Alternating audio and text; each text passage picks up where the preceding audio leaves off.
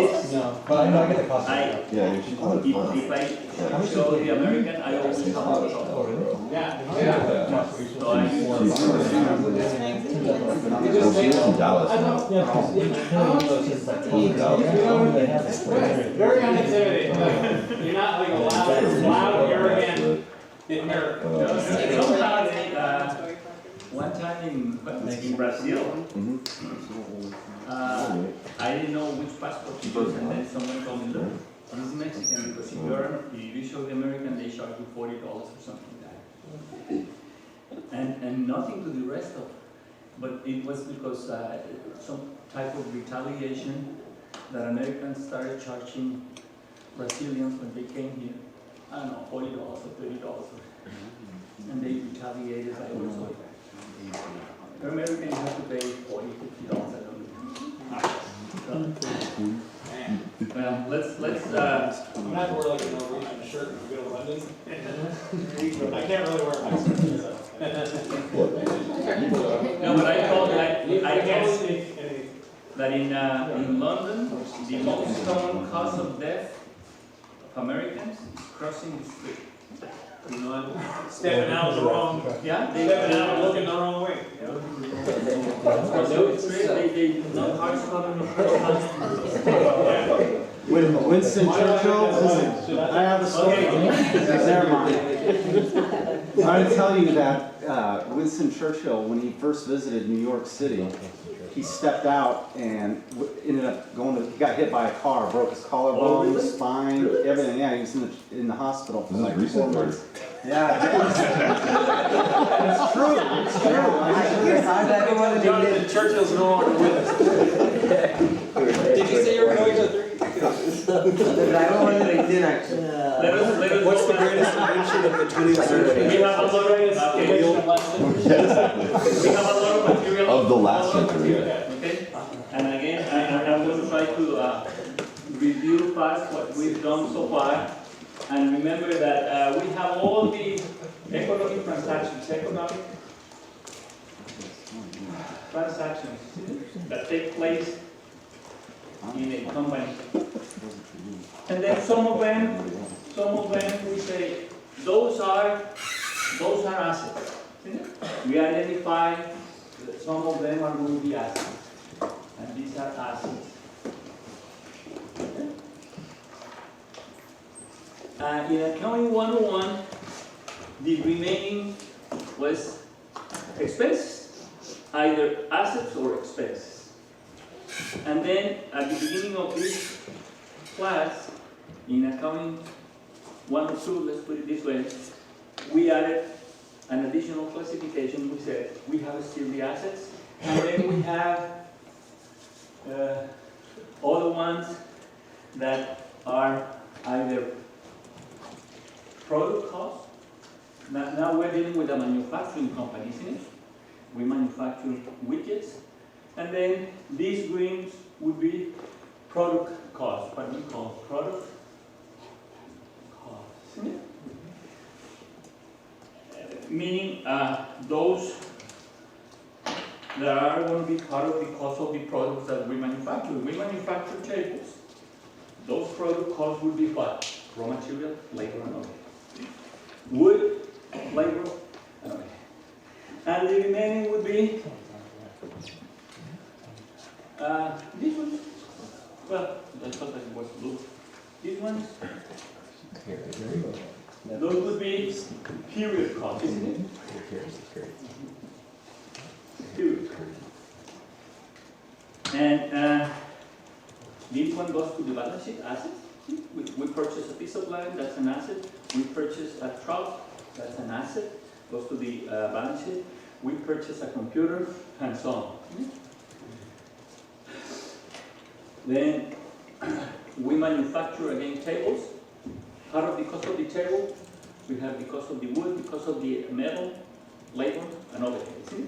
That's product cost. The remaining period cost, we have expenses, operating expenses like advertising, commission, sales commissions, interest expense, rent expense, advertising expense, salaries of administrative staff expense, and so on, isn't it? Questions? Can you turn the light on up there? It's kind of hard to see from back here. Please. Just start the first one. First one? Yeah. Okay. Have it? Okay. Thank you. So it's product cost, period cost. Product cost versus period cost. This is the first part of this semester. Then later on we said the same transactions, but now we still have the assets. There are still these assets. Okay? But now we are going to classify the remaining ones not as product cost or period cost, but based on how they behave, if they are variable or they are fixed. Okay? So, if you look at this, I'm trying to emulate this. Okay? In this one, these were product costs, and these were period costs. Okay? But now, out of these ones, I'm going to determine which ones are fixed and which ones are variable. So I may say these ones, and these ones are fixed, so the other ones are variable. And out of those ones, the green ones,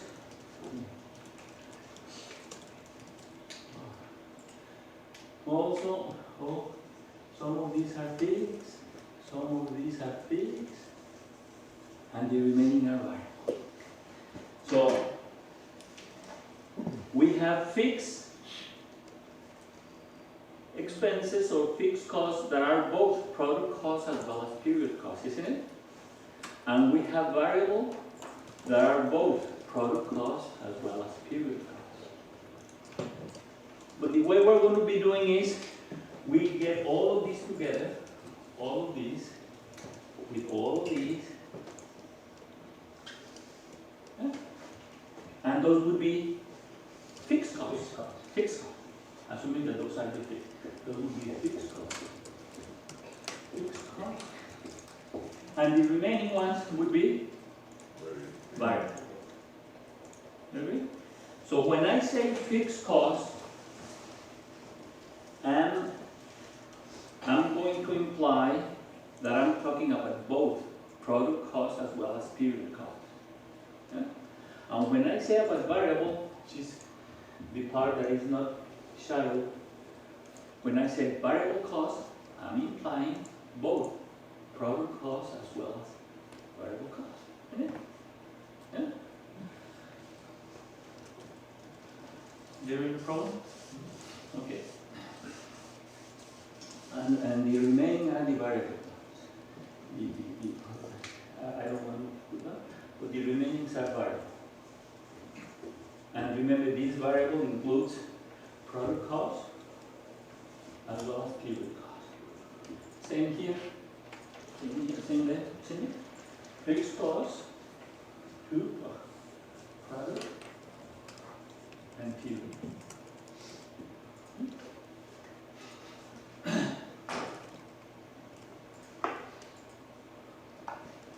And then I said, if we add all the fixed costs, let's say all the fixed costs, and fixed costs during a year, they are $5 million. Again, what am I including as fixed costs in there? Operating expenses, as well as manufacturing overhead, product costs, which is fixed. Depreciation, salaries, rent, some part of the utilities, because in utilities one part is fixed, one part is variable. Okay? So let's say that I add up all these together and they are $5 million. The variable ones,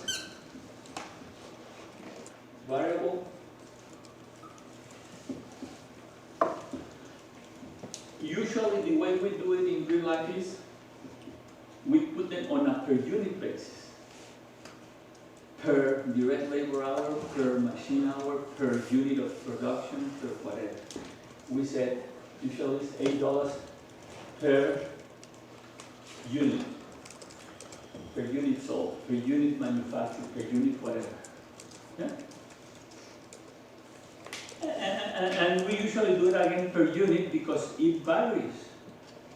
So how much will the total be? It will depend on the number of units that we manufacture. See? Yes. So that's why we usually put it on a per unit basis. Now, if we have the selling price, and in this case, let's say that we sell it at $20, the selling price. One term that I told you is probably one of the most important terms in managerial accounting. It is what we call contribution margin per unit, which in this case would be selling price minus variable cost, which in this case would be $12 per unit. Contribution margin per unit. Meaning what? That every time you sell one unit, you are going to sell it at 20, but you incur in $8 of costs. Then every time you sell one unit, you will have $12 left. The $12 left available to what? To start covering your fixed costs. If you are lucky enough to cover all your fixed costs, then every additional unit you sell after that point is going to be pure profit, isn't it? Yeah? And again, all you need is to understand this concept. Every unit that you sell is going to provide you with $12. $12 available to cover your fixed costs. And once you cover the fixed cost, the remaining will be profit. So what's the break-even point? How many units I need to sell just to be in the break-even point? Just to cover my fixed costs. Because do you agree that to be in break-even, you have to cover all the costs, variable as well as fixed? Isn't it? Your sales and revenue has to be enough to cover your variable as well as your fixed costs to be in break-even. Well, this 12 already covered the 8, isn't it? Because we already subtracted it. So how many units to be in break-even? To be in break-even in units, how many units will you need to sell to be in break-even? Approximately? 400 and something, isn't it? 416? 416, 16. 16? Bunch of sixes after that. Yeah, bunch of sixes after Oh.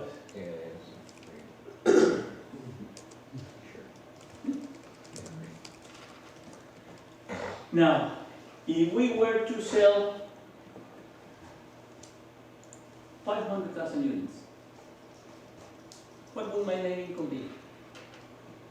You may say, hey, 400, and let's say that I tell you, look, next year we are planning to sell 500,000 units.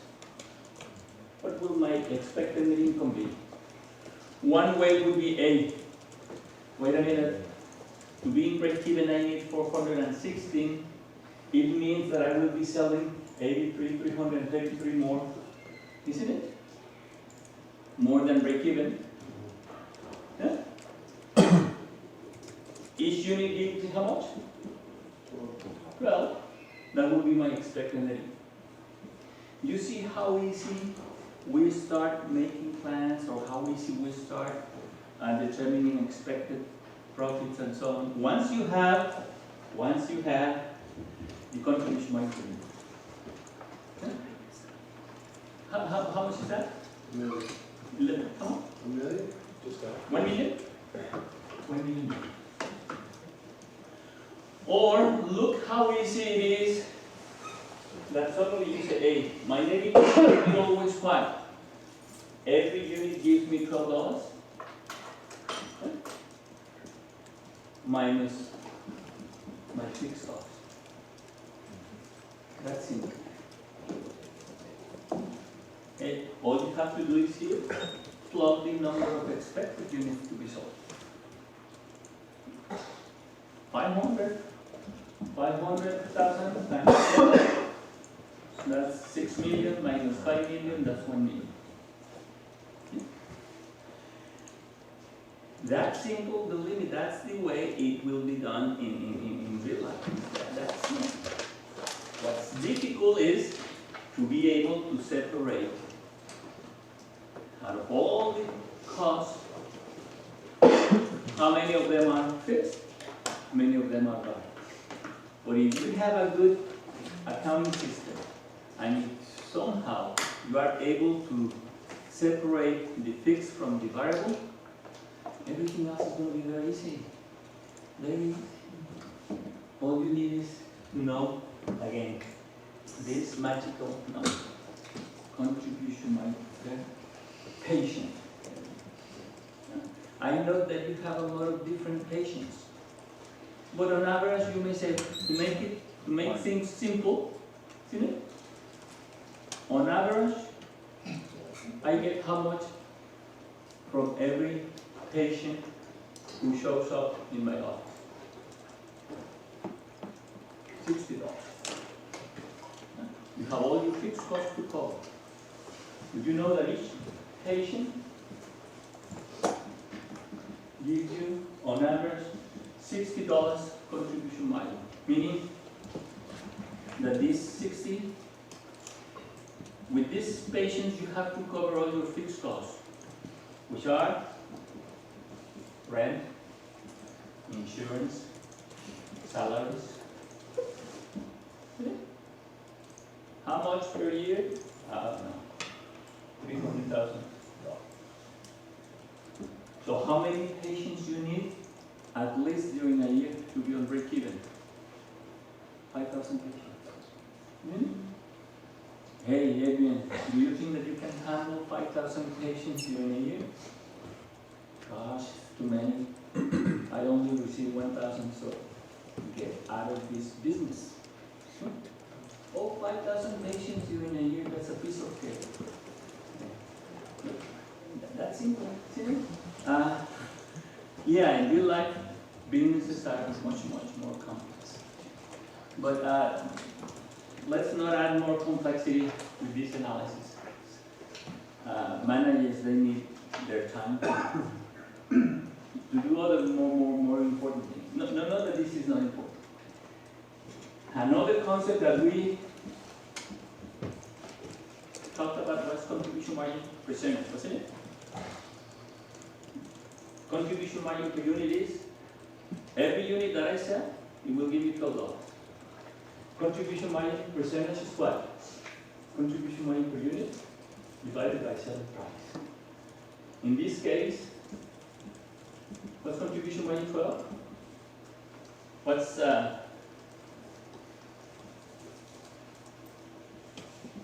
selling price? 20. Yeah? So that's 60%, isn't it? What does that mean? 60%. Okay, again, this means for every additional unit I sell, I will have $12 available to cover my fixed cost. And this is for every dollar that I sell. Every dollar of sales will give me 60 cents. 60 cents to what? To cover my fixed costs. So in this particular case, how many dollars you need? If every dollar gives you 60 cents, how many dollars you need to sell to be on break even?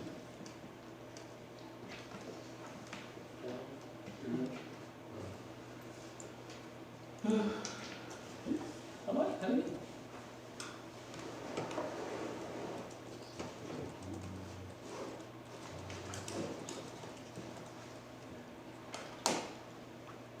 $8,333,000. all you need to do is say, to be on break even, what do I need to cover my fixed costs, isn't it?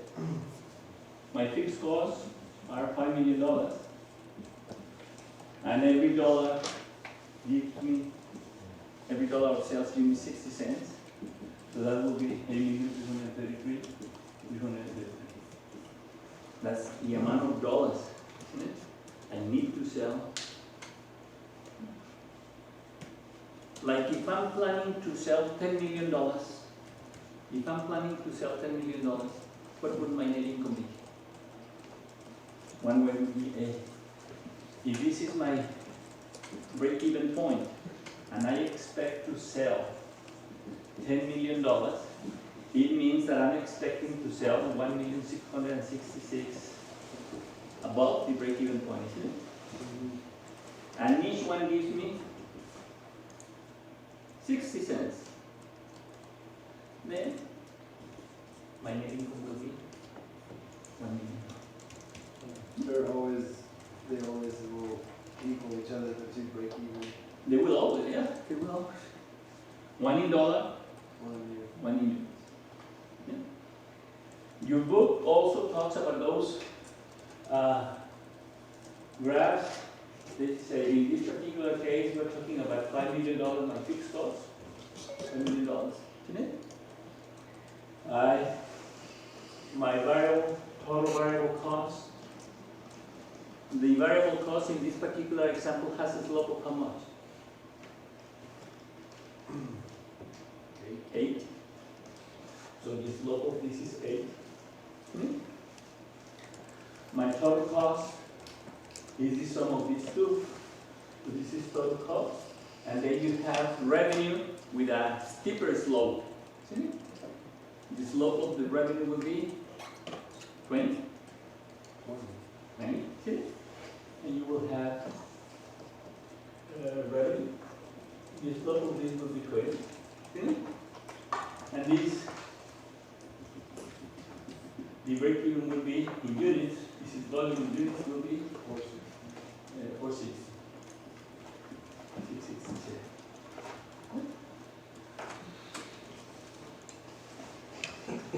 Too many lines. The one that I prefer definitely is the other one that this is 0, this is positive, this is minus. Using as a slope the contribution margin per unit.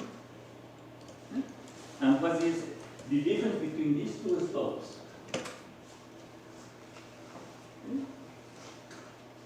Which is 12. So this will be 12. So that's our contribution margin. And start from here. This is volume. If my units of sales is 0, 0, 1 is 0, my net loss would be $5 million, isn't it? So this is $5 million negative. As I start selling an additional unit, my net loss is going to decrease by how much for every additional unit that I sell? By 12, isn't it? Until I reach my break-even point. And this is 416,667. So to me, this is much simpler, isn't it? Much simpler. For those of you who are visual, and if the boss comes to you and he says, hey, what about if we decrease our selling price? If we decrease our selling price, well, by how much? By $1 or $2, I know that the slope is going to be lower, so my unit slope will be lower. I need to sell more. I mean, you start planning very easy, very, very easy. Questions so far? Marisol? No question? You always ask me. Everybody in class knows it. You always picks on you. Adrian picks on you every class. Okay. Nothing personal, Marisol. Okay. Price. Actually, just a quick question. Where did you get the 10 million from? When you said sell 10 mil? Oh, that's an assumption. Assuming that we are planning to sell $10 million next year, what will my net income be? And you start trying to ask all sort of questions. Why did we increase our selling price from 20 to 22 and we get to decrease our fixed cost by this much? What will my new break-even be? Or how many units I need to sell to obtain this amount of net income and so on? Very, very easy. Again, once you understand the concept of this, what are you showing to me? Very, very simple. That's the one that I told you, that you need to know it by heart where you work at. Patience. And it may be that it's very simplistic to assume one type of patient. You may have the most, out of the total patients that you receive in your office, you say office? Office or clinic. Clinic, you may say I have many different types of patients showing up. But 80% of my patients fall in these core categories. You do news and follow-ups. Follow-ups, only two follow-ups, And you do new patients and new follow-ups. patients and follow-ups. Okay?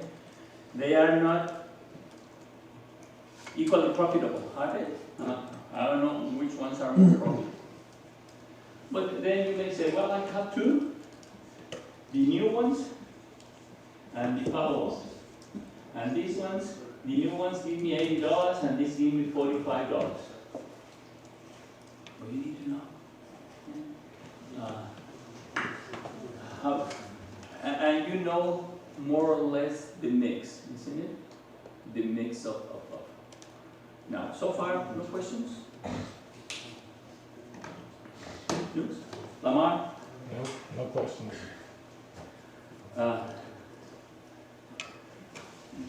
Before we start with the concept of leverage, operating leverage, let me introduce another concept, which is mix.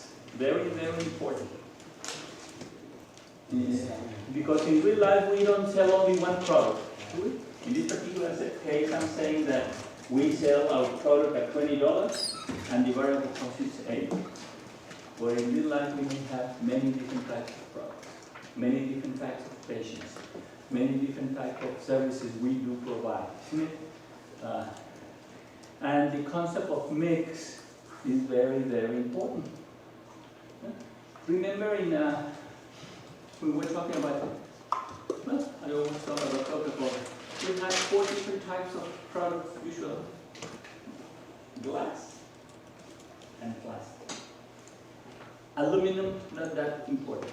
Okay, I mean, the mix of aluminum cans that we sell is not really that important. Glass and plastic. Individual size, family size. Yeah? That's it. Which one was the most profitable for us? That was our start. We wanted to increase glass individual sizes because the profit per ounce is much bigger. Yeah? One, because glass, remember, we turn over the bottle 60, 80 times. Plastic, turn it over only once. And if the price of the oil goes up, well, right now they are making more money probably because price of the oil is going down. But still, the plastic bottle, you turn it over only once. Still, I bet that the profit is there. Yeah? And then, probably the next one, well, we don't have usually this in glass. Very dangerous, remember, very dangerous, because if it breaks, it explodes and the glass may hit you and hit you on the face or whatever. So probably the next profitable one is this one, smaller, and then this one is this one. How do we calculate the break-even point for a company like that? Well, each one gives me a different contribution margin. Let's say we still have only 3 products. We sell only 3 products. Contribution margin per case, let's say that this is $2 per case. Let's say that this is $1.50. Or let's say that this is $1 per case. Per case. Now, let's say that total fixed costs are, to make it easy again, $100 million during the year. And we want to find out the break-even point. How do we find out the break-even point? Yeah, if we have only one product, and if that product is glass individual size, well, what would the break-even be, assuming that we sell only this? How many cases would we have to sell just to be on break-even? If each case gives me $2, 50 million cases, isn't it? We sell more than 2 billion cases. Very profitable business. But do you agree that if we are working with one product, it would be very easy, the break-even point? Yeah? How many cases you need to sell to make $50 million profit? Oh. How many? Assuming only this one? Make $50 million profit? Yeah. We need to make 75. 75. Isn't it very simple, very easy?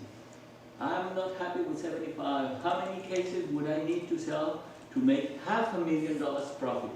Oh, $500,000. What would it be? $1 million. You need fewer. 300, isn't it? Yeah. I need to cover my fixed cost 100 million, and additionally I want to make $500 million in profit. That 5 million what? 500 million plus 100 million, that's 600 million, isn't it? Each one gives me $2. So I need to sell 300,000 cases if I want to make $500 million profit. But now the thing is that we sell more than one product. How do we do it? How do we do it to find the break-even point? That's where the concept of sales mix becomes important. And usually the sales mix is always a good excuse when you are reporting to the board or you are reporting to your boss. Why profits are decreasing? Oh, the mix is unfavorable. The sales mix is unfavorable. You don't use that as an excuse when they ask you, oh, the sales mix is unfavorable, because we say, sales mix, what do we mean by sales mix? That there is a mix, percentage-wise, out of all the cases that we sell, usually per year, what percentage is glass individual, what percentage is plastic individual, and what percentage is plastic family size. Yeah?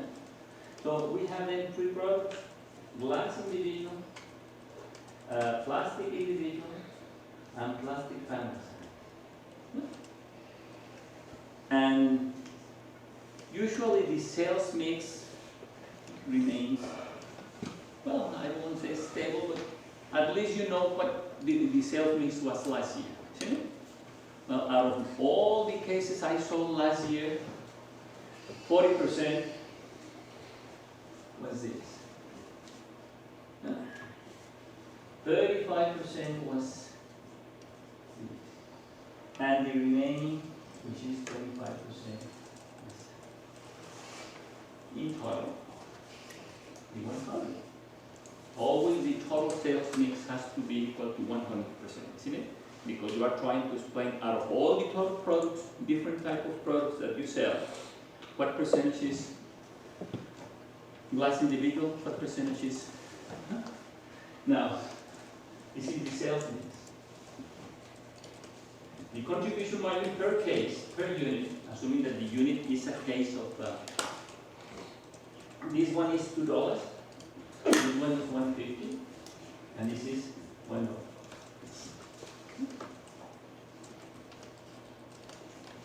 So we get a kind of average contribution margin. But an average which is going to be weighted with the mix. All you have to do is, if every case of glass individual gives me $2, and usually we sell 40% of that, then I get 80%, expected 80%. 40% of $2. 35% of 150, how much is that? 40? 45? 47. 47? No, 70, 50? 50 to half. yeah, 50 to 50, Huh? I You believe. tell me. Yeah. Or Yeah, that's right. 50 to 1, yeah, 25. Sorry. 0.5 to 5, isn't it? Yeah? Sorry. And 25% of that is? So,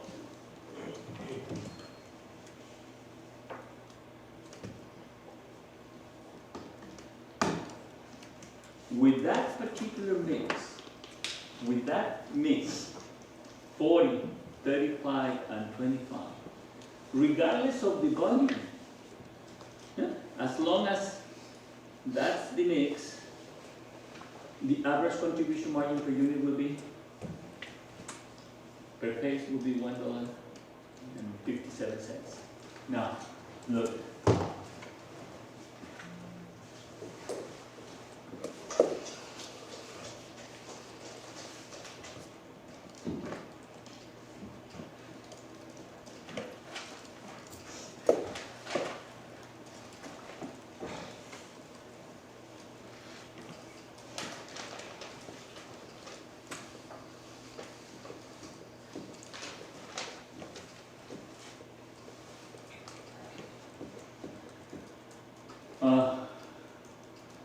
Anybody you want, say an amount in total, amount of cases per year.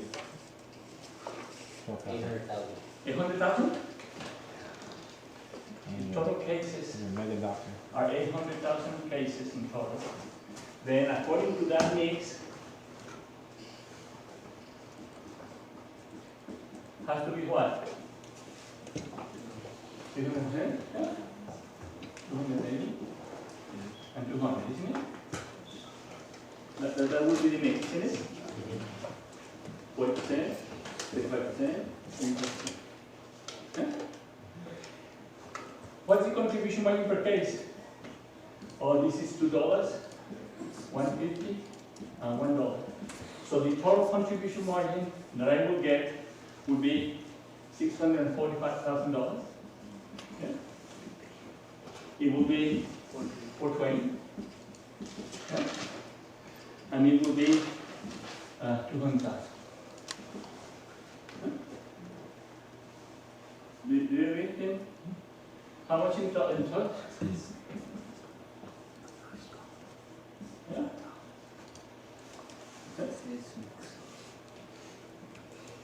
Vika? Got it good. Thanks.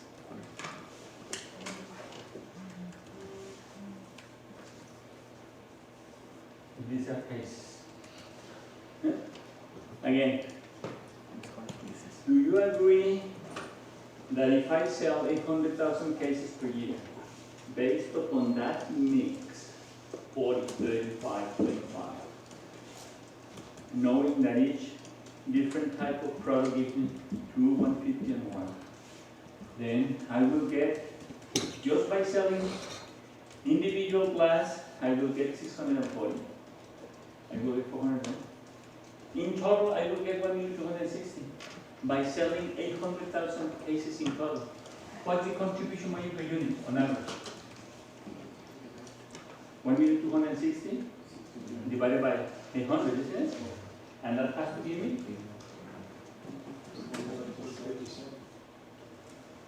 Okay, you help me out. Yeah. That's right. Yeah. Okay. Which is this. Regardless of the volume If I put here 1 million, as long as it is 40%, 35, and 25, the total will be different, but the average will be 157. Yeah? Now, then coming back to this, on average, each unit based on this mix gives me 157. If my fixed costs are 100 million, how many units I need to be on break-even? What would be my break-even?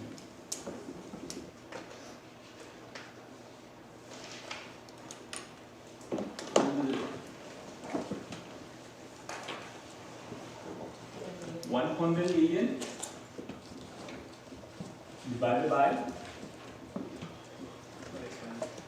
how many? 600? 34,920 cases to be on break-even.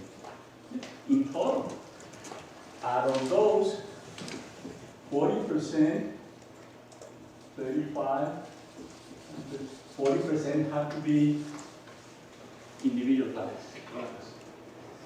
Yeah? 35%, so 25%, how much is that? More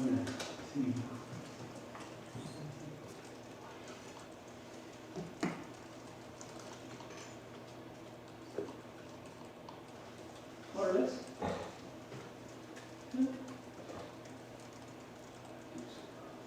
Look at 40%. There's actually 63 million. Oh, 63? Well, The common. the comment is 63 million 492.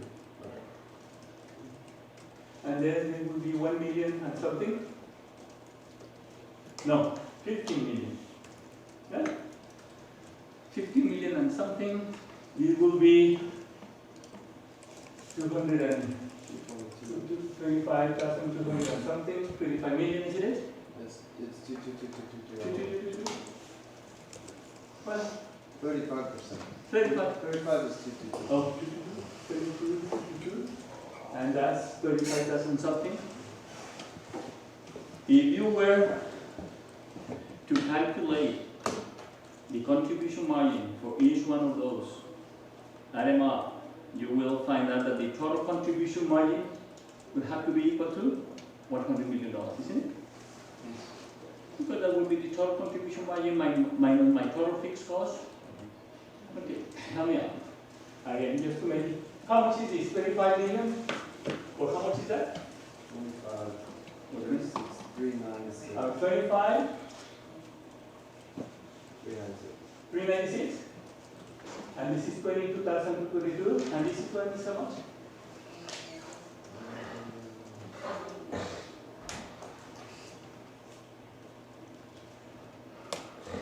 $1,587.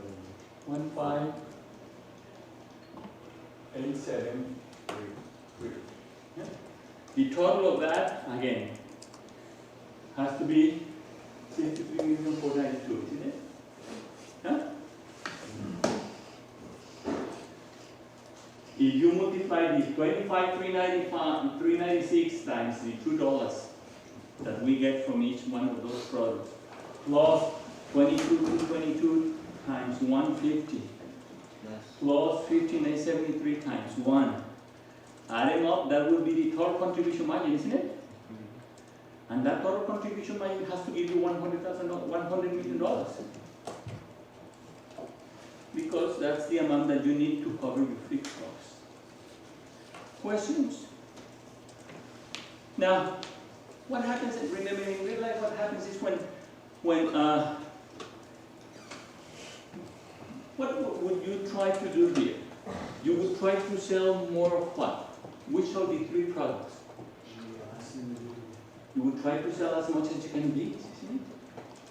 You will try to replace your sales mix, to change it.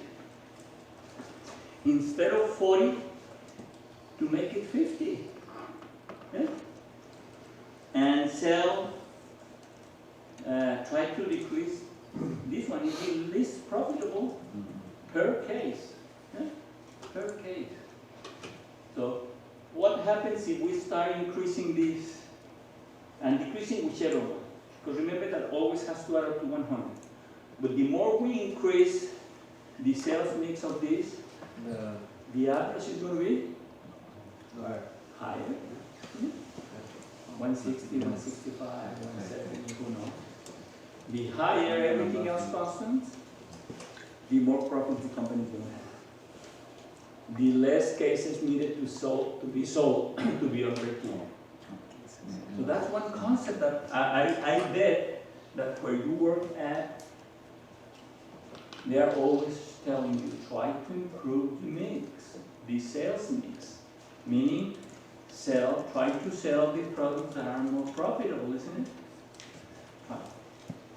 And by increasing the mix from 40 to 45, something is going to decrease here, this is going to go up, and everything is going to decrease. In an ideal world, you will not even try to sell the third product, right? Pardon? In an ideal situation, you would not even want to sell any of third products. You wouldn't want to do that. If I could, I would sell 100% of these. No, but you wouldn't want to do that at the risk of your overall product line, though. I mean, because if you're selling less volume, You're all like in one basket. I know that I would first the market asks for plastic. We try to educate the public.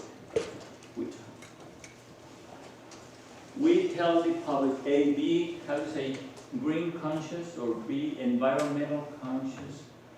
Try not to use plastic. Try to use glass. But deep inside, it's more profit for us, isn't it? But we're not going to tell you, look, buy our more profitable products. We'll get richer by you buying glass. No, we're going to tell you, look, be more environmental conscious. Think of nature. Life is precious. Use glass, isn't it? We're going to try to induce you to use glass.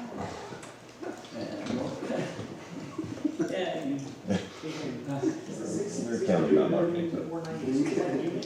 That's cases. Like the thing with the, you said your research out. No, when I say this, they're case. Oh, okay. Okay.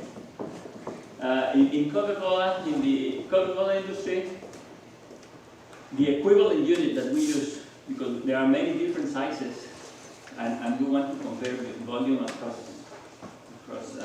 bottlers, we use a case, an imaginary case. And that's a case made of 24 bottles of 8 ounces each. And in Mexico, we don't have any product 8 ounce. The very small one, the first one, that's 6.5. And the most traditional one is 12. So try to imagine someone in between that one and those are cases. And everything is standardized based on cases. Okay.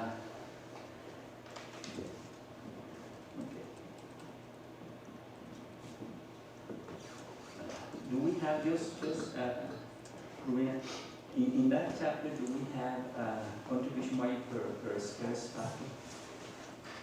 Do we have this? In the meantime, I'm going to go to other concepts, okay? Now, I don't know. We do. I'm going back to that. Before you start that, can take 5 minutes. Sweet. 5 minutes? Yeah. Okay, it's. Yeah? Okay. Look at me on here. You're always good at asking for the breaks. What? We asked you guys. Yeah. Good. He's like, There's like so much stuff to consider with that idea. Like, Well, let me ask you this. Is this something that you would be interested in? I keep referring back to college because I did those things. And, you know, they like UTSA, UK, they would send out like Like I did a dental surgery. Why don't you preface with that? It's all sharing. I'll bring it in. Sharing's caring. Oh, that's from kindergarten.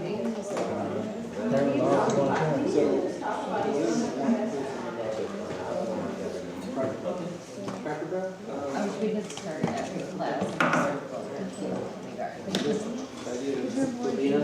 Do you have our tests by any chance? I do. Are we gonna be able to get those back today? Well, you're not gonna be able to keep them, but you can look over it. And then if you wanna solve it, maybe you can set up a time. Then you don't pass the exam. Why not? The answers were online anyways. And the questions.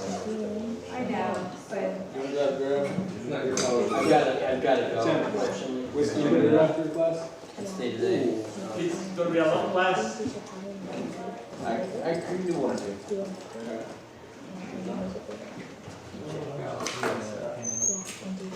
Where are you going? Where do you wanna go? Where you guys going? Where you going? The dye? No, they died. You go, where do you go home? You go to South Carolina, right? You go to Bernie, so we're all there. There's something nearby. Gotta be. I don't think there are dives around here. Here, Montana, and I'm at Applebee's. where's Applebee's? What are you looking for, kids? Right now, 604.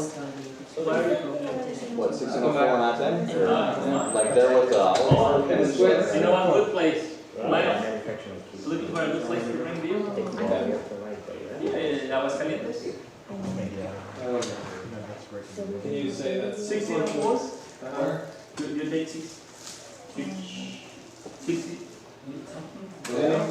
That's the one of the ones that didn't get to go through QA.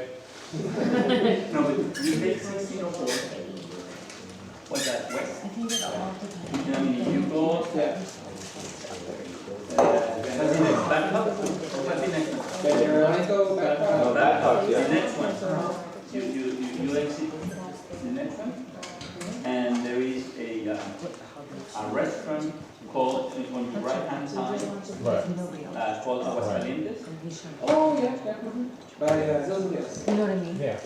Look, besides, there is a place where they have pool tables, what they call all types of beer. Exactly, yeah. All types. What's it called?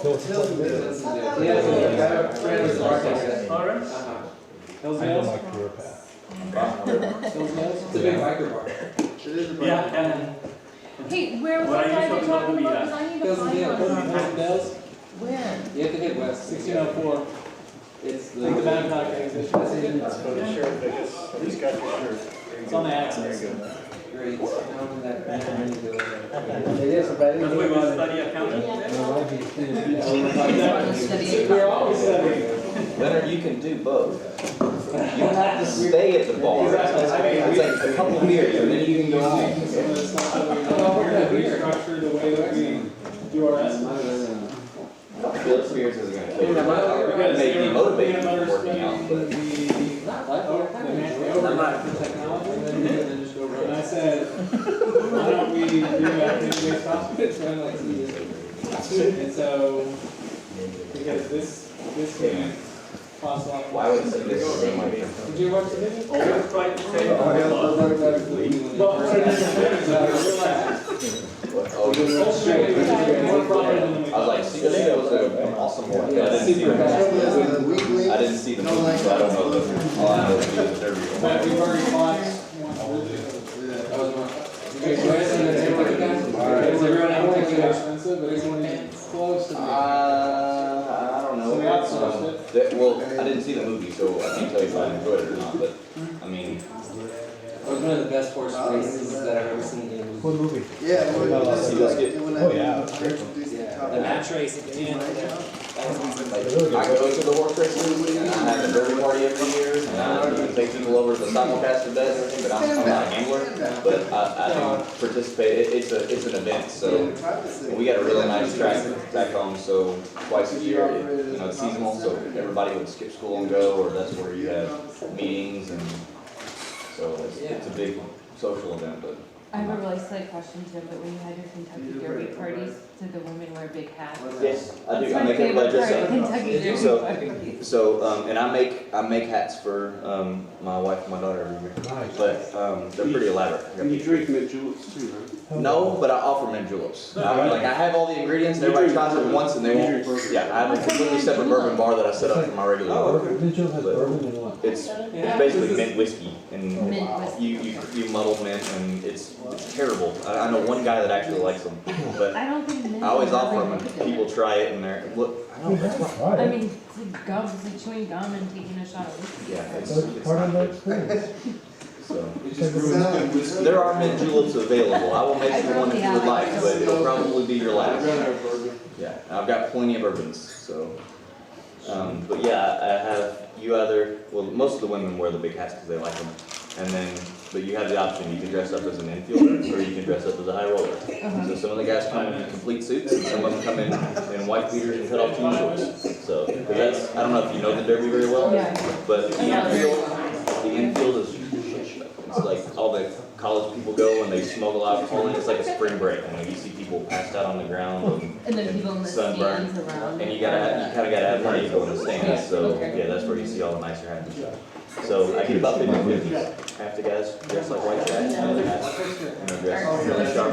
Yep. But yeah, I'm pretty good at making the hats. I spend some time with. I gotta find a base hat. They're hard to find down here. I'll find a base hat. There's some flowers. I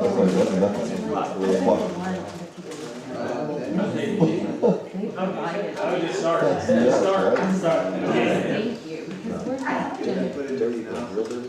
Okay, Just gorgeous, aren't they? It's like. in any industry, companies that operate in that industry, they have costs. I mean, they incur in cost. And if we use the same classification, variable as well as fixed, usually when people ask you, oh, what's your cost structure? You will tell them, oh, it's heavily into the fixed cost, or it's heavily into the variable cost. So we may have, if we have here, within the same industry, okay? We have variable costs here. We have fixed costs on the other side. And we have high and low, high and low. Those companies with a cost structure that is high for both fixed and variable, these usually will disappear. Okay, they won't be competitive because they have high variable cost. It's like structurally, a heavy person cannot make it in a $100 in a 100-meter race, isn't it? I mean, his structure is not well suited for that particular structure. So these ones, they will disappear, isn't it? Chapter 11. They will go bankrupt, or they will file for Chapter 11. Because they are heavy in both fixed costs as variable costs. These ones, very, very low in both. Usually they do not exist. I mean, they would be how to say, the stars. They would be the ones that none would be able to compete with these ones. Okay, but these ones, which would be, I don't know, the success, a big success, sooner or later they will fall into these two. I mean, because competitors will imitate at least. What are they doing to be able to have low fixed costs as well as low variable costs? And competition will copy, imitate, or whatever.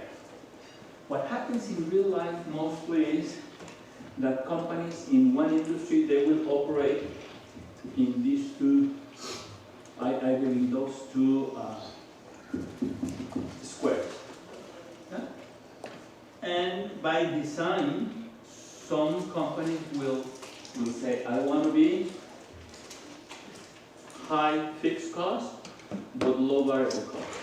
I'm going to be capital intensive. I'm going to have robots. I'm going to have a lot of plant equipment. And that creates a lot of fixed costs, isn't it? Depreciation.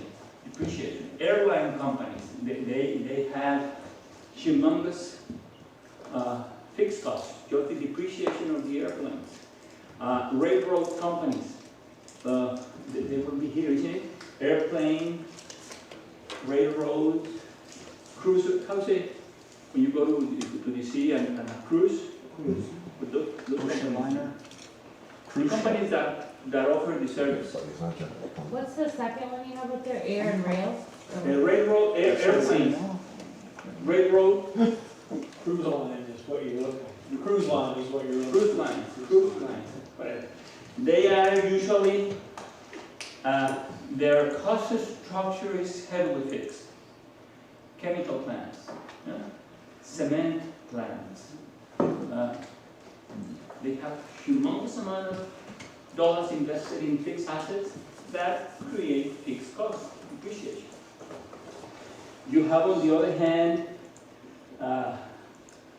Costco or HEB, where the fixed cost is low and usually the variable expenses are.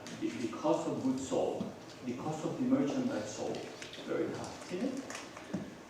But even within an industry, airplane industry, there are industries that are more into fixed costs than variable costs, and some other airplane companies are more into variable than fixed. Okay? So we may have companies, if we replicate, we may have companies with a small fixed costs. Okay? But if they have small fixed costs, usually they will have high variable costs. They will have variable costs. The slope of the variable cost is steeper. And the total fixed cost, remember, is just variable cost. And then you have revenue. Now the nice thing for these companies is that since they have a small amount of fixed costs, usually they get to the break-even point very easily. They get to the break-even point very easily. All they need to sell is that amount.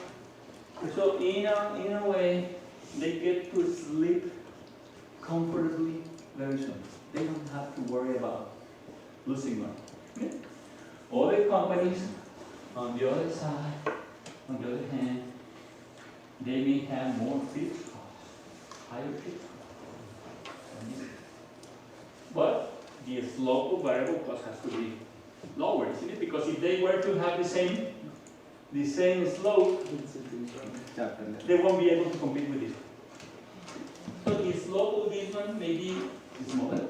This is higher, this is smaller. Total variable cost. I mean, this is variable cost.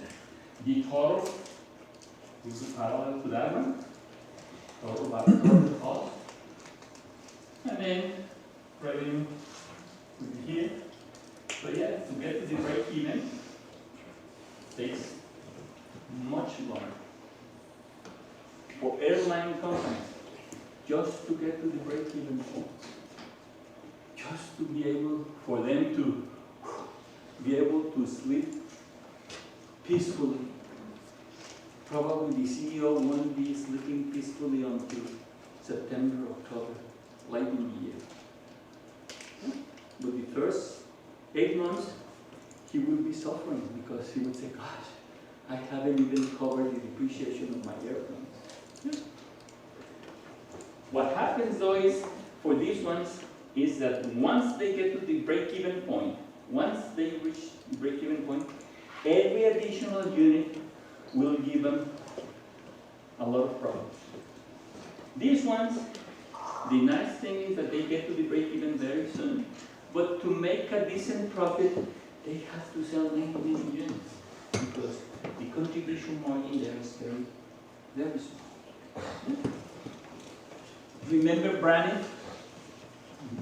Remember Branny? One time they were a very successful airline company from Dallas. It was from Texas. I remember that it was from Texas. Branny? They're very young ones. I don't remember. They're based in Dallas, at Lake Field, like Southwest. Was big in the 70s. Before your time. Before your time. By like a decade. It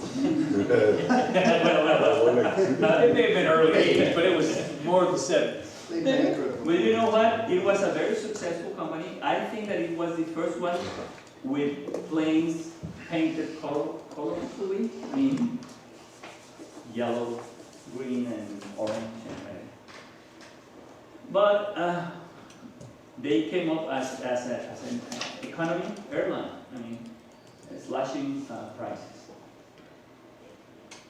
What they thought is okay, if we slash prices, we're going to have volume, and we're going to eliminate American Airlines or United Airlines or whatever. What they never thought about, and with hindsight, things tend to seem too easy or too dumb. You say, how come they didn't think about that? Well, the thing is that, let's say they had a tremendous amount of fixed costs, again because of the depreciation of the airplanes. I don't know, $2 billion of fixed costs. And let's say that they had the industry, they had a contribution margin per seat.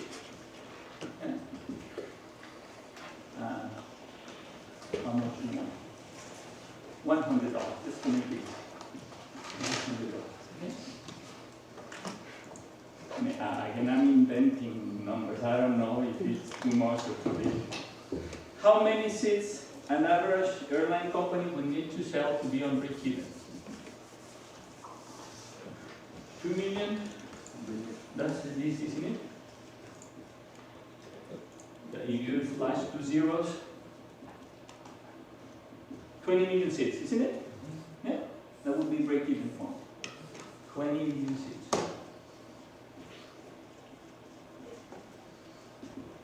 Yeah. Again, remember, for airline companies, well, yeah, Miles? That's not your only source of income, though. No. But I don't know right now what else would it be the most important. But the most important, probably I'm being too simplistic. Okay. But in those times, let's say that this was the most important. And what Branny came up was an idea. If I slash this, the selling price minus variable cost, because the variable cost is small. What's the variable cost of an airplane? Well, it's fuel, definitely. What else? Because the salary of the pilots is fixed. Airport costs. How? The airport. But it's small as compared. They would say, oh, we would slash this to 70, let's say. By slashing the and being more efficient, offering less food, only peanuts or whatever, which is what's going on nowadays, isn't it? Now, the break-even, yeah. What would the break-even be now? 2 billion divided by 7.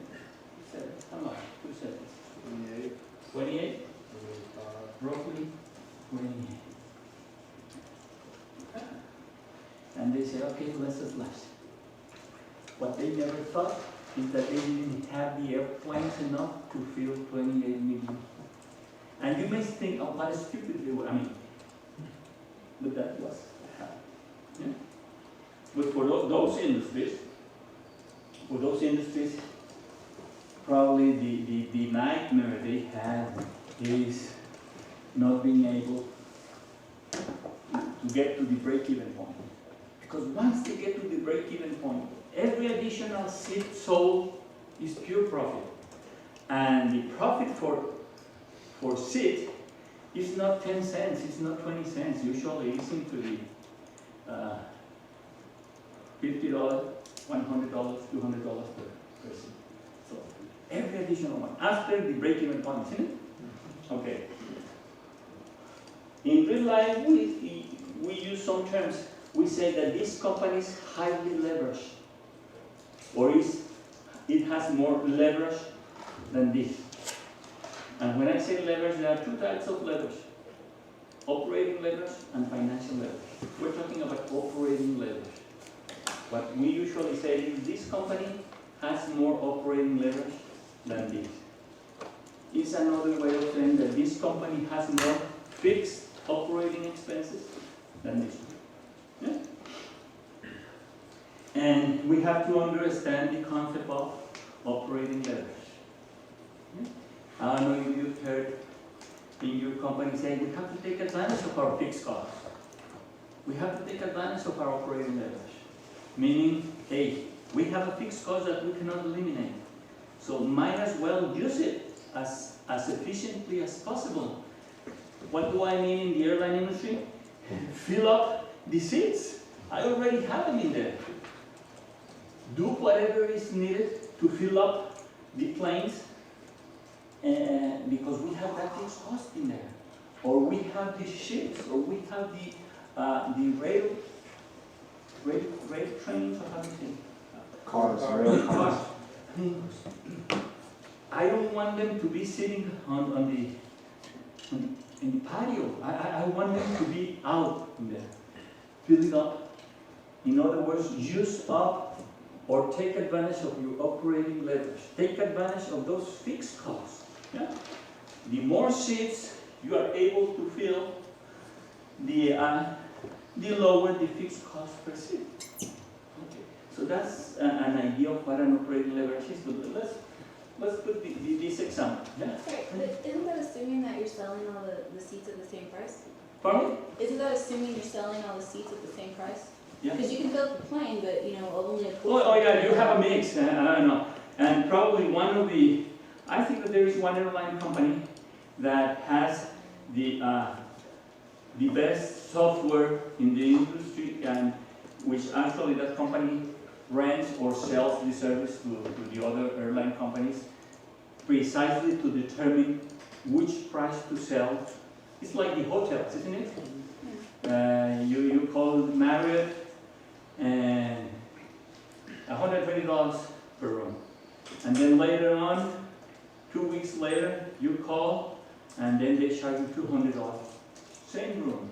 And then later on, someone else calls and $60 per room. And you say, wait a minute.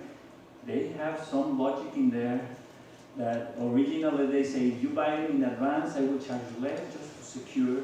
But then as time moves on, I'm going to start charging more. But as time moves closer to, gosh, I better start selling them cheap, honey.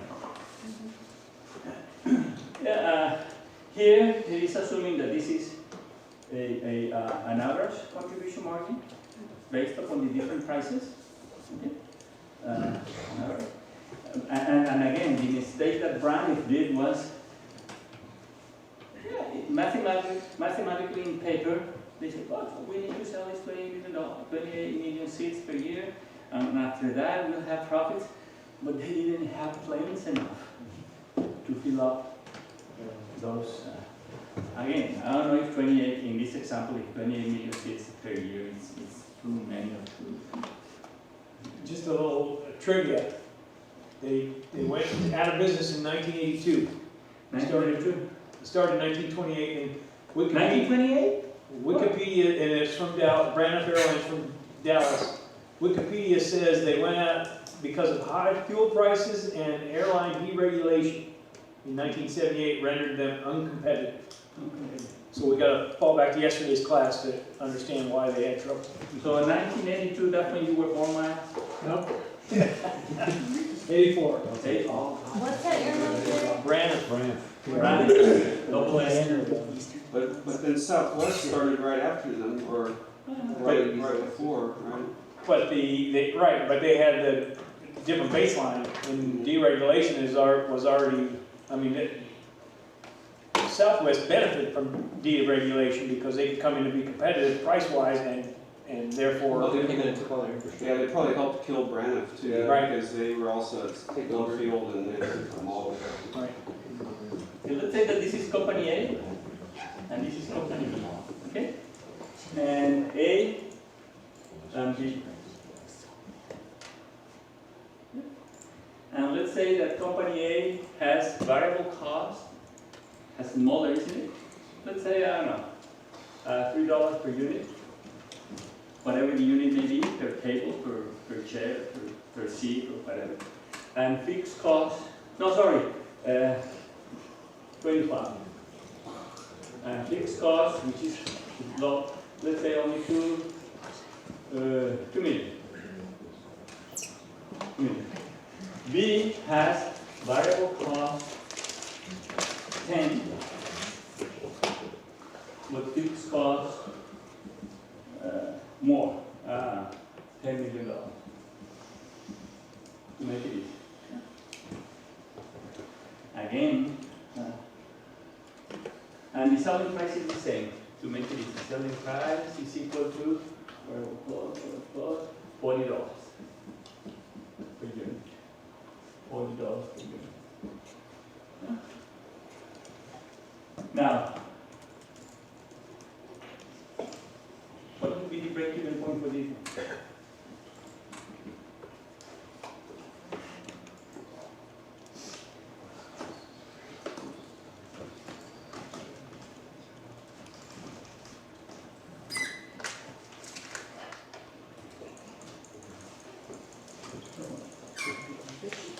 Huh?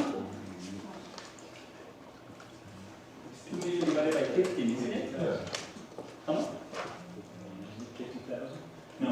133,000. 133? 133. Units to be sold. Again, remember of the number of units. Yeah, I mean, regardless of what a unit is. Caps, Nike caps, so far. Who's a golfer? Remind me, I have some, well, I don't know if it's true or not. I wear the KPMG's cap, the Mickelsons, and I wear them because I got them as a present, okay? I'm not a golfer, but I know, I mean, I heard that this Mickelson is a nice guy. But I usually work weekends because in Mexico in weekends I never comb my hair and make up. And people usually ask me, as well as in the United States, where did you get that cap?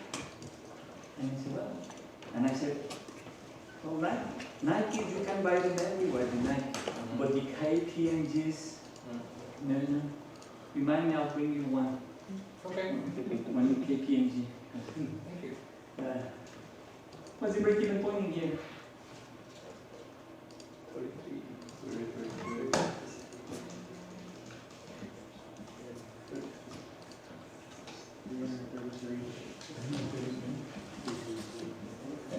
So this is, in this particular example, this is 133 and here. Yeah? 33. And this one is 333.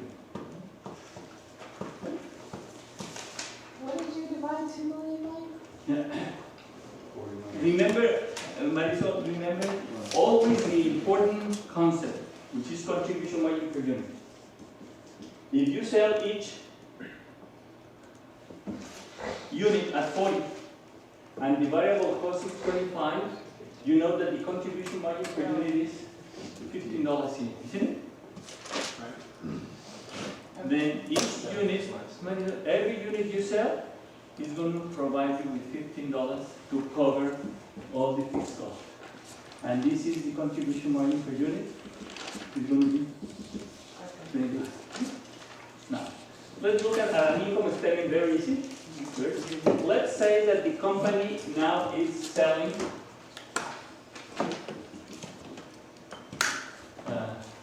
400,000 units in both cases.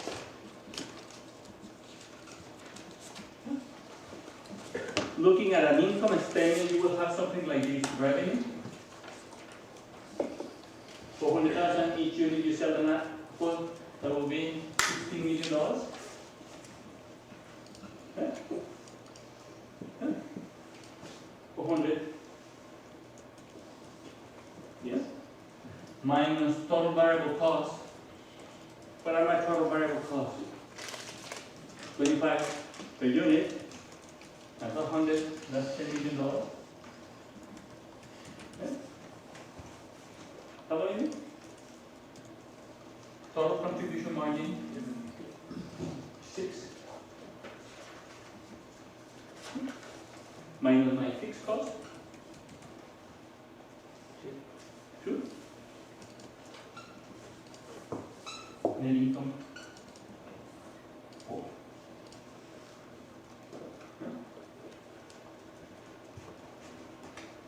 Fast. What would my net income be in here?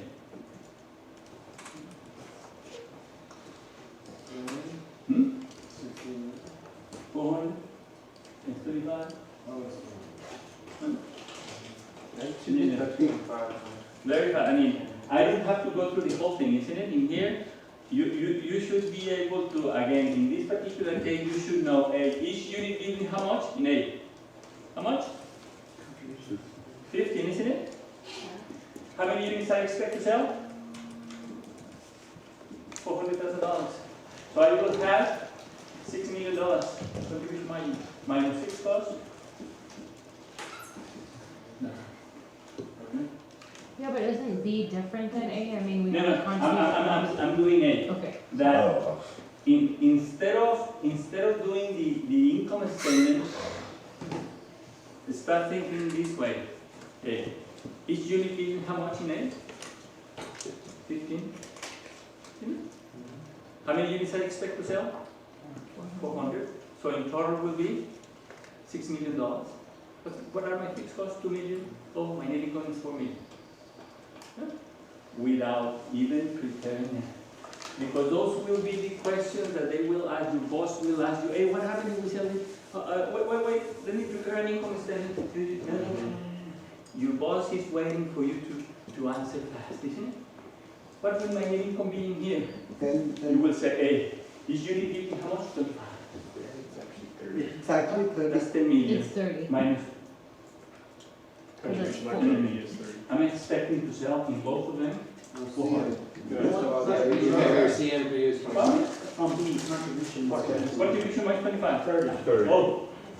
Oh, where did I get 25? 30. So you say, hey, how many units I'm selling? 30. I mean 400. Each unit give me 30. That's 12 million. My fixed loss? So my net income here has to be 2 million. Okay? But let's do it the long way. You would have sales the same, 16 million. My total variable cost, what's my variable cost? $10. Yeah? Per unit. How many units I'm selling? 400,000. So that would be 4 million. My total contribution margin, 2 million. And my total fixed cost, 10 million. That's my truth. But again, what I'm trying to tell you is always look how useful the contribution margin concept is. Okay, now, let me tell you how we say that B has more operating leverage than A. Because that's the way we say it. I mean, it's meaning that B has more fixed operating expenses than A. And it's 10 versus 2, isn't it? Sounds counterintuitive. Yeah. Why? What sounds Yeah, counter? less leverage. Less leverage, right? So operating leverage is there, right? More It because doesn't have leverage, it's all in fixed.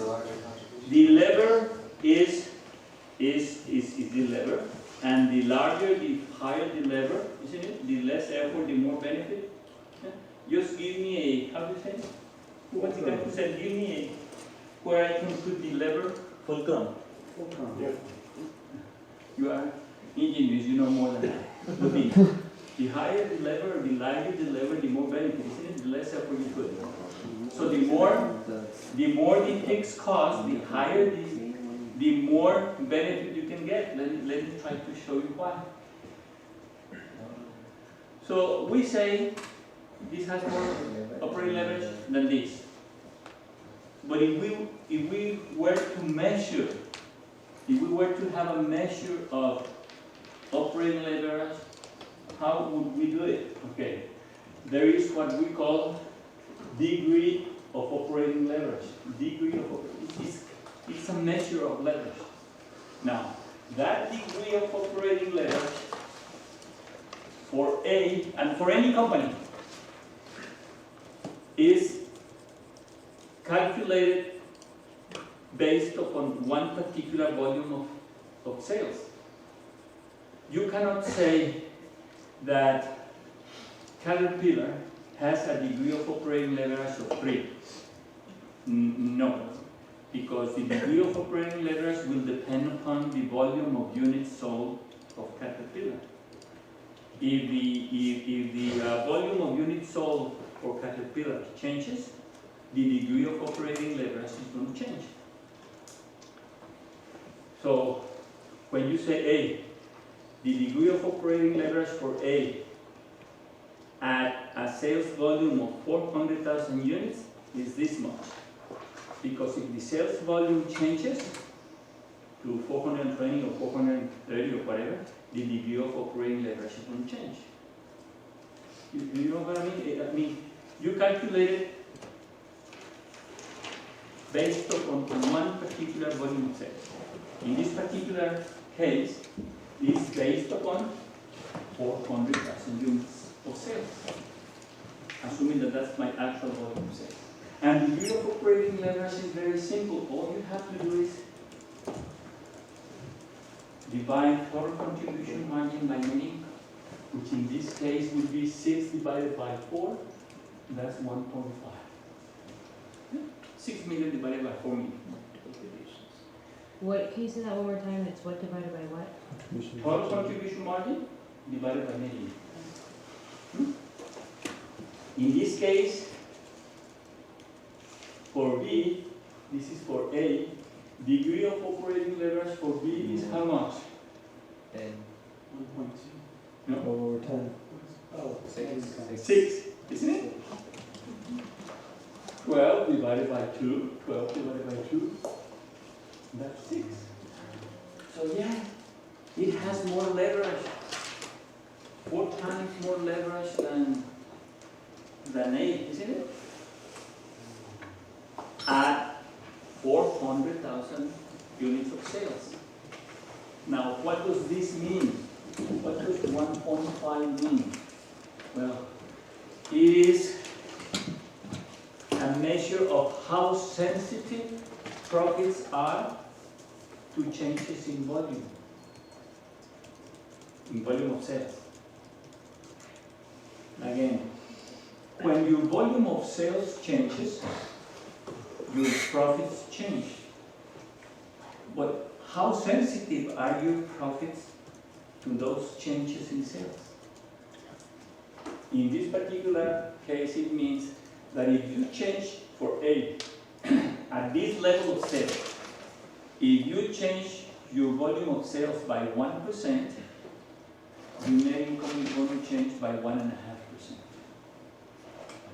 In other words, if your volume of sales here, let's say, increases 10%, your net income is going to increase by how much? 15. By 15%. But this one, look at the benefit of the leverage. If you increase your sales by 10%, your net income will increase by 60%. Hey, that's why we say take advantage of your leverage. Try to increase your sales, because for these companies, an increase in sales will usually have a much higher increase in profits than this one. And let's say if it's true. If this were to change, oh, but the opposite is also, it happens as well, unfortunately. If it reduces. Yeah. If this decrease 20%, the volume, profits are going to decrease how much? If sales decrease 20, income is going to decrease by 30. See? 1.5 de facto. But if this decreases 20%, net income will decrease 120%. Ah, well, doesn't sound like leverage anymore. Yeah, but let's say, hey, let's say that sales increase 10%. So they will increase to how much?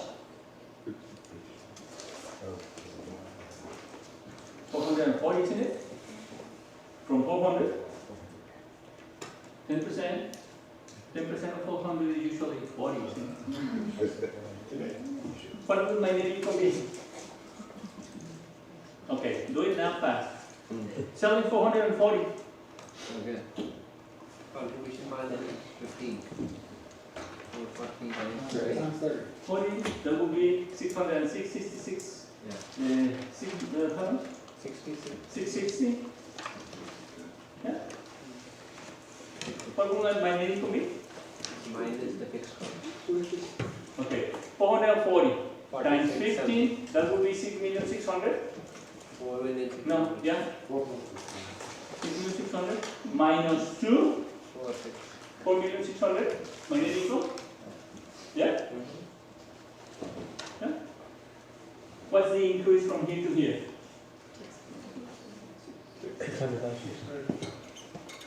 15%? Yes. Isn't it? So my volume increased 10 times 1.5, my profit has to increase. Okay? Now, here, this is A. For B, if it increases to 440, my net income will be what? 12 minutes. 440 times 30, No, not 12. 30,200,000? 30. Yeah? Again, Yes. 440. Each unit gives me how much? 30. 440 times 30, that's 13,300,000. You can multiply your net income by the degree of leverage and get it, right? Yeah, yeah. But here is how much? Minus fixed cost, 10.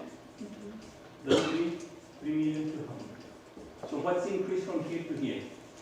60%. 60%. If it increases 10% times this. So you need to know how sensitive your profits are from now.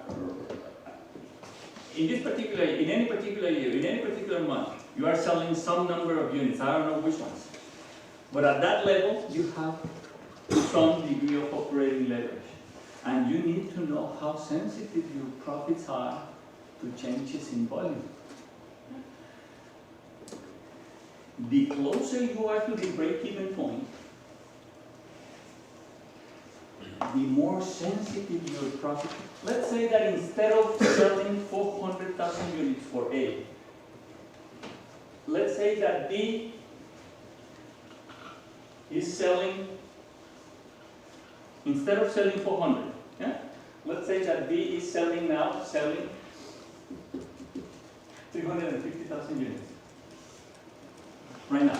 What will the net income be for B, assuming that right now sells 350? 350 times 30, 10,500,000, 500,000. Yeah? Yes. Right? Yes? Problem? Now, what's the degree of operating leverage, by the way? Here, at this volume of sales. What's the degree of operating leverage? 20. Yeah. Total contribution margin. How do you get the degree of corporate leverage? Total contribution margin. What's total contribution margin? 10,500,000, isn't it? Yeah? Yeah. 10? Yes. Problem? I'm going back. Keep going on. She's got to go. You have already 10,500,000? Huh? Divide by 100,000? 21. 21. Yeah? Meaning what? That if you increase by 10% your sales from this point, your net income will increase 210%. Yeah?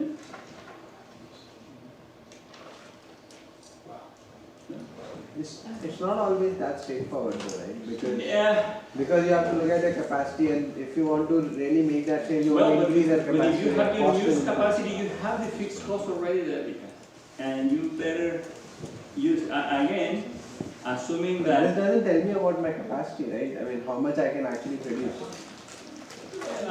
we're assuming that you have capacity enough to But you're illustrating. Huh? You're just illustrating that. Yeah. If you're under capacity, then. If you have the fixed, I mean, if you have, definitely, you have the capacity, you can. But do you agree? Look, I'm selling how many units? 350. Meaning that with 10% increase, I will be selling how many? 385, isn't it? Yes. Yeah? Yes. 35 more. And my total contribution margin would be 30 each, isn't it?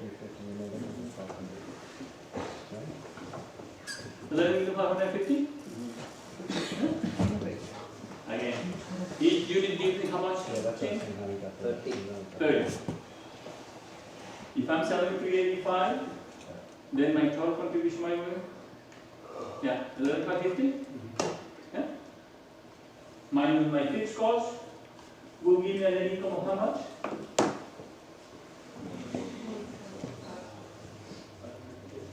Huh? The increase from here to here is going to be 210%. Max? I would just say that in this scenario, though, there's got to be a risk to having a high fixed cost, low variable cost. Like, Oh, yeah, the risk is that you will never be able to cover your fixed cost.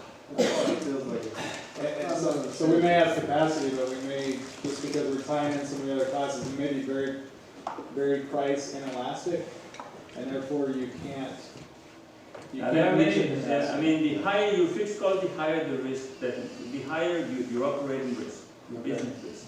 Yeah. I mean, try to, again, for those of you who want to live in a very, how to say, expensive neighborhood, in a very high mortgage house or whatever, your fixed cost, you are running the risk of losing it, because if you lose your job for some reason, you won't be able to pay the fixed cost. But that's the concept of. Now, what happens if this company, on the other hand, the actual volume is operating here, very far from the break-even point? Profits are no longer, how to say, sensitive to changes in volume.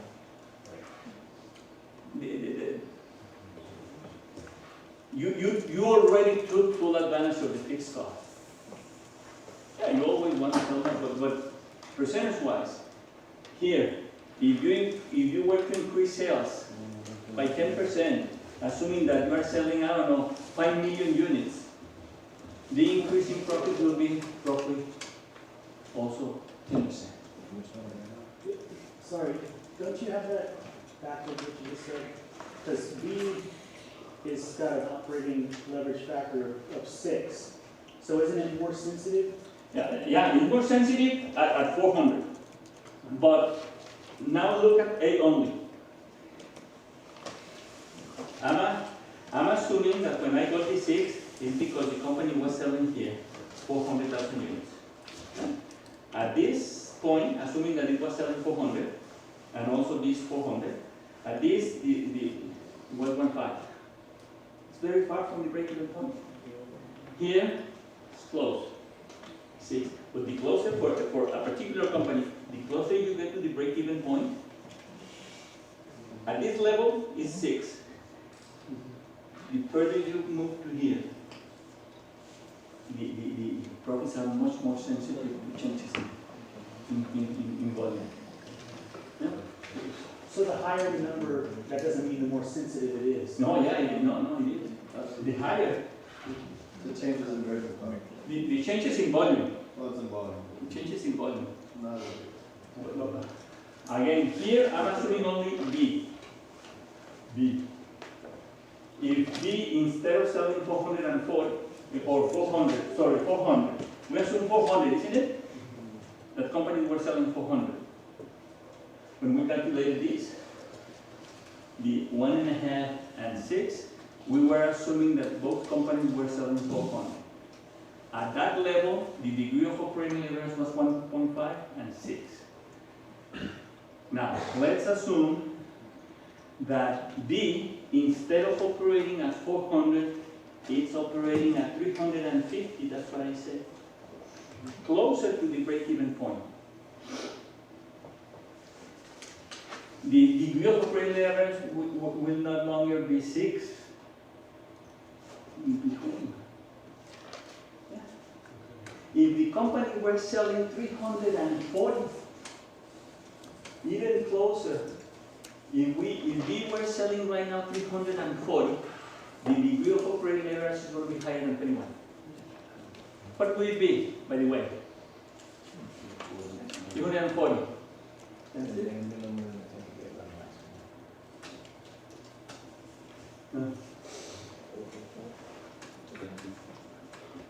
Isn't it?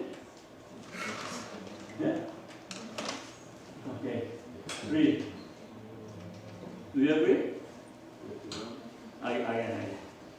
If the company is selling 340, what's the total contribution margin for B? That's 30 per unit, isn't it? 300 times 30, 10,200,000. And net income will be total contribution margin minus fixed costs. From 200,000. What would be the degree of operating leverage for B? 50? 51. 51. 51. Meaning that, hey, your boss will be telling you, if he's paying attention, will be telling you, hey, take advantage of your operating leverage. Start selling as much as you can. Because he knows that if we are very close to the break-even point, any increase, if I get to increase 5% sales, my net income will increase by 255. Only 5% increase, 255. So Adrian, the degree of operating leverage isn't necessarily a bad or a good thing to know what your number is. It's just to help you make a decision on where you're at. So, well, just to understand how sensitive your profits are at the level you are right now.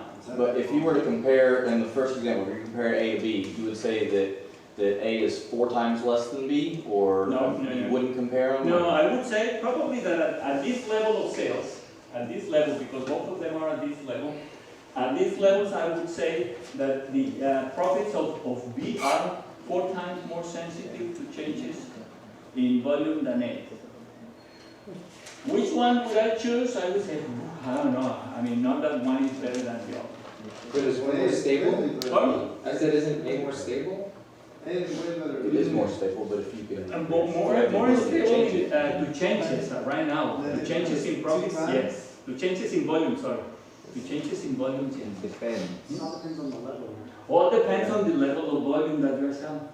And again, if in both of them you are very far away from the break-even, which hopefully break-even point is not even a matter of, hey, Adrian, my boss would ask me, how many units we need to sell to be on break-even? And who cares? Because we are very far away from it. I know that we are We are somewhere in here.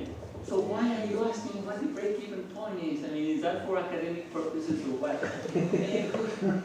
We are operating right there. Yeah? And we know that right here, I mean, profits are not sensitive to changes in volume. They may be very sensitive to changes in price. Ooh. Yeah? So does that mean they're equally less sensitive to waste? To waste? I think, No, I cannot answer that. Yeah, I just have to think about it. does Coca-Cola have relatively low fixed costs? I mean, it's glass bottles and extracts. I would say and carbonated Coca-Cola is water. one of those, I mean the bottler. Well as the Coca-Cola company. Coca-Cola company, they sell what they do is they sell the concentrate. And even if it's humongous secret, I would say that it's very cheap. The cost is negligible. Yeah. So they don't have variable costs. They have high fixed costs in the sense that they have too much, they pay themselves too much in salaries. At least that's what we say. They have very beautiful buildings. They overspend according to the bottler. According to the bottler, we keep telling people from Coca-Cola company, man, I mean, you don't care for cost control. Very, very rich company. The bottler also makes a lot of profit. But right now, the industry is that worldwide, Coca-Cola is going down. I mean, people are becoming more health conscious. There won't be another Coca-Cola product. I mean, they are coming up with new categories of beverages, but none of them will be as successful as them. Like some say that nothing will be as successful as the iPhone any longer. Those are products that Coca-Cola lasts for many years, more than 100 years, 120, 130 years, approximately 130 years. But volume is not increasing. It's not increasing. So, but Coca-Cola company has to show increases in profits to the stock market. How do you think the Coca-Cola company is going to show those increases? Taking profit from the bottler, charging more for the concentrate. And that's the problem that the bottlers have. They keep telling Coca-Cola company, wait a minute, why don't you increase your profit by cutting costs? Not just by charging us more for the concentrate. And that's the constant fight between the bottler and Coca-Cola company. Coca-Cola company, again, they say, well, I have the leverage. I have the leverage because I own the brand. And the brand is what is valuable. But the bottler also keeps telling Coca-Cola company, yes, but the value of the brand is due to us, principally, because you don't do nothing. Who distributes Coca-Cola? The bottler. Who goes to the trenches in World War II? The bottler. Remember that there was a very popular event in World War II when the president, who was the president? It was not Eisenhower. World War II? World War II. FDR. Where FDR says to the public, every soldier will have a Coca-Cola in the front. And How much did FDR make to save it? for me? So how much did it take to buy that? But actually there are photos in Life magazine where you had the soldiers in the battle already with a Coca-Cola. Who put the Coca-Cola in there? The bottler, Coca-Cola company. I told you that in Monterrey there are some places that we even use donkeys to distribute the Coca-Cola up in the mountains. So yeah. So I think that the brand has value because of both Coca-Cola company as well as the bottlers, because the bottlers are the ones who invest money in plants, in trucks. They are the ones taking the risk. But Coca-Cola company says, yeah, but I own the brand. So, questions? Now, let's go with variable. Yeah. You were saying there is another financial leverage. Oh, there is the financial leverage. What's that? Okay. Operating leverage is, you say this company A has more operating leverage, no, B has more operating leverage than A because B has more operating costs, fixed operating costs than A. Yeah? Financial leverage applies when companies borrow money and they pay fixed interest expense. Yeah? So we are talking about fixed financial expenses, not operating expenses. Operating expenses are depreciation, salaries, advertising, the ones related to the operation. But there are other expenses that are interest, and they may be fixed or variable. If they are fixed, if this company has $3 million of interest expense fixed, and this has 5, we say that this has more financial leverage than this. Yeah? For me? It sounds counterintuitive. I apologize. The term I can't figure out. So the higher sounds opposite because they basically have more outgoing income. Oh, you're saying since we anyway have to pay that much interest? No, it doesn't make sense. Because again, once you have the fixed something, a fixed burden that you have to cover, once you cover that burden, everything is okay. Assuming that you self. Well, if my burden is lower, then my piece of cake is closer to me, right? If my burden is 3 million and not 5 million, I mean, isn't that my leverage? Because I'll cover it sooner than I would cover 5 million at this. Well, you're looking at it that way probably. No, the way it is considered here is once you cover that piece. Again, I don't know where the leverage word came from. The only assumption is that from physics I know that the lever has to be rigid, isn't it? Has to be fixed.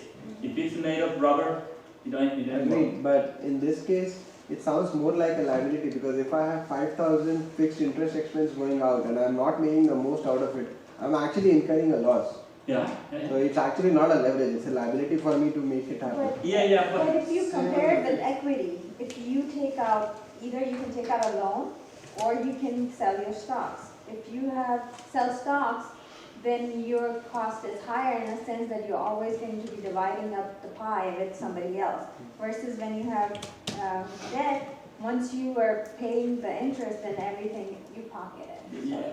And the thing is, as Lina said, again, if you are using the financial leverage reasonably well, it means that your return on equity is going to be always higher. Higher than the interest and yeah, because you are going to borrow money. Again, right now, the rates are what? You can easily borrow money 3-4%, easily. And I bet that companies have investment opportunities that produce higher than 3-4%. So they will borrow the 3%, and then they will invest it at 7-9%. After you cover the 3% that you pay to the banks, the remaining is pure profit. Pure profit. Yeah. Very easy just for your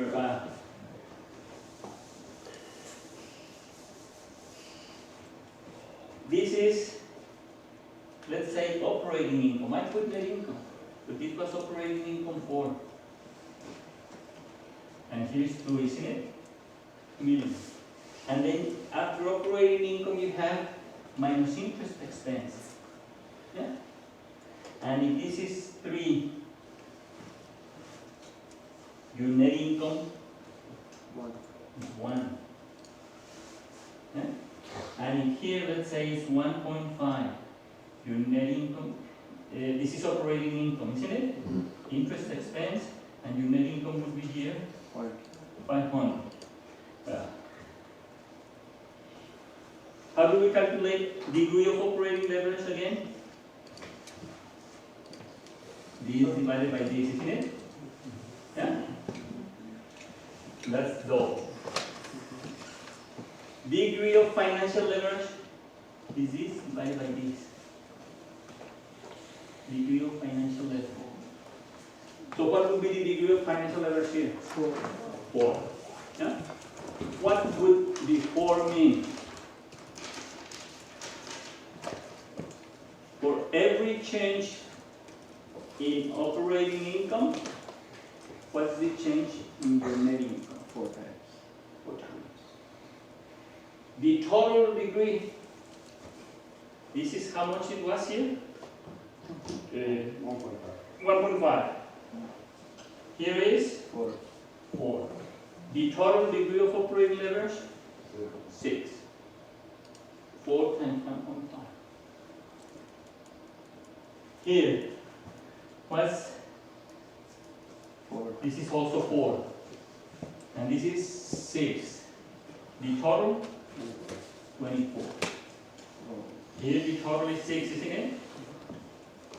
What does the 6 mean? For every percentage of change in volume of sales, your net income will change 6 times. For this, it will change 24.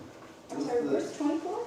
What? What's 24? That would be the total, the combination of both, the operating leverage and the financial leverage. What is that called? Just like No, this is the operating leverage, this is the financial leverage, and that will be total leverage. I'm sorry, the degree of financial leverage is what divided by what? That will be operating income divided by net income. Oh, And very easy, you do it that way.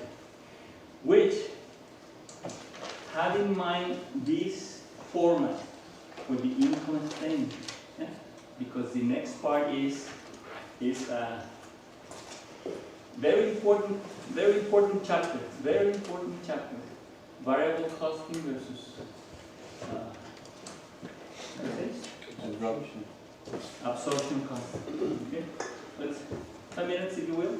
Now 5 minutes if you will, because I have to erase all this.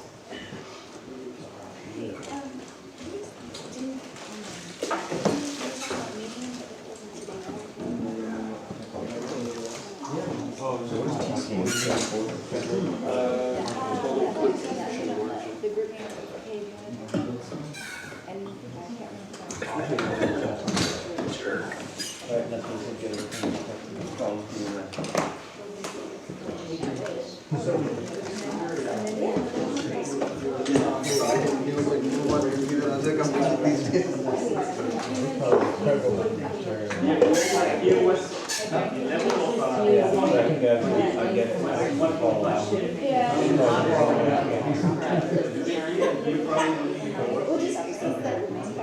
Oh, yeah.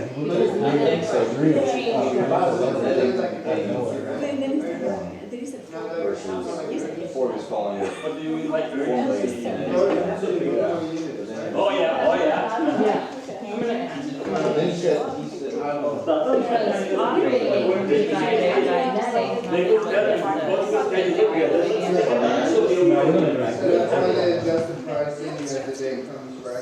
Hey, Harvey. We had a market,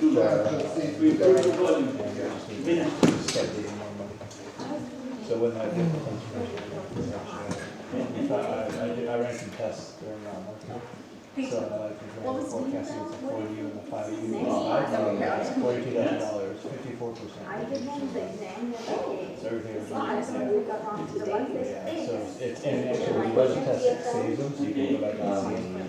So when that comes, No, okay, I figured the D is what you know what you're saying. Okay, but let's say, Degrees of but fine. you want got 70% out of this policy. Cannot be 100. Where's time breaks? You won't give them all the points. How many? Did you get a text from Lamar after we left? Or 1/3? No.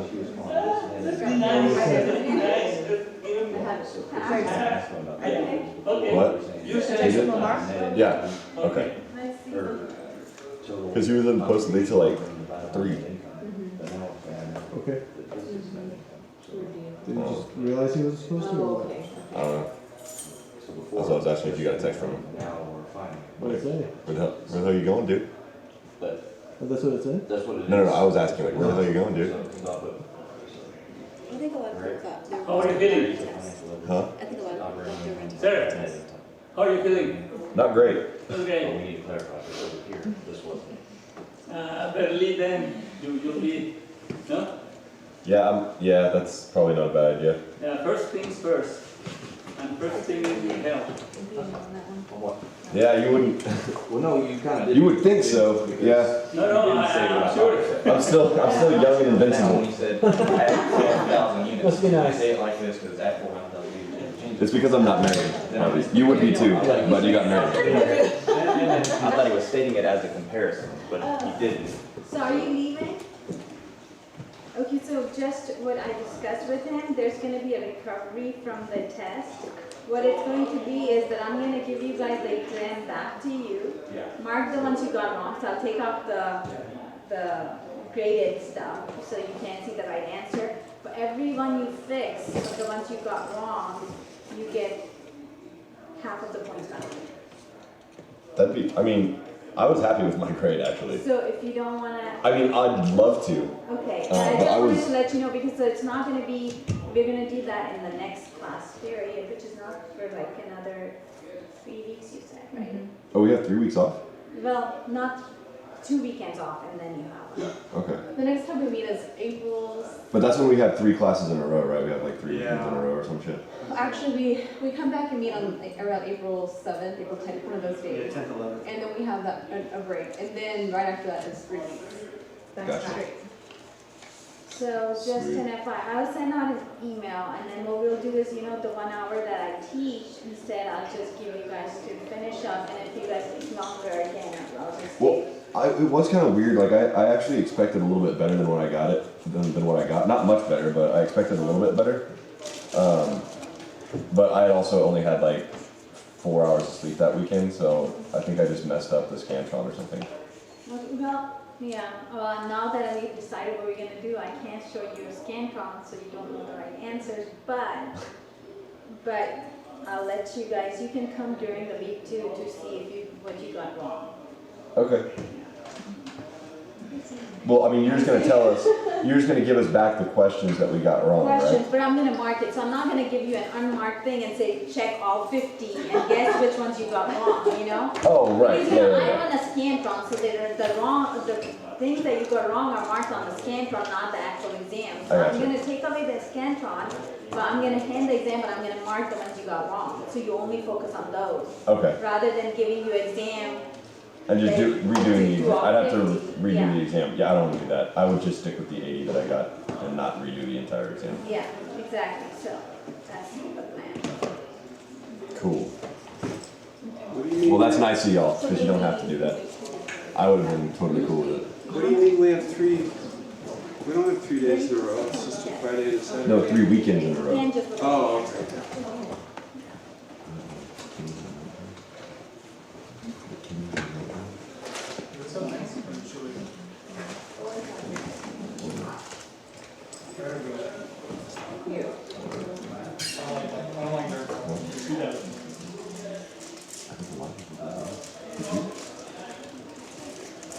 Yeah, I got 120, so I got an 80, which was lower than I expected. I thought I was gonna get like high 80s, low 90s. That's what I thought I was gonna get. But I was seeing like triple by the time I left. I was like, Yeah, it was a little tricky.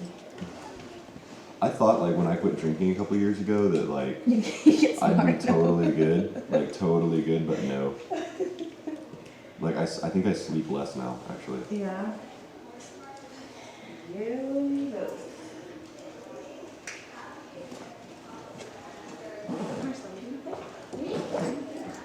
Oh.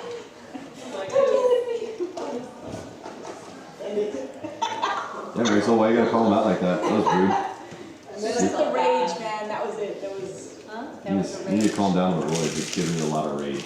I have rage. Wow. That's what I said. No, it's I'm just messing with you. I had to put it, you know, I had to nip it in the bud. Right, Rick? This is a good time for you to leave. Oh, okay. Yeah, take it off. You're like, this is a, oh, right, alright, cool. Every break 10 people take off. yeah. Oh, We're losing great people idea. like left and That's a right. good idea. I feel like shit. Why? But you have somewhere to be. The weather.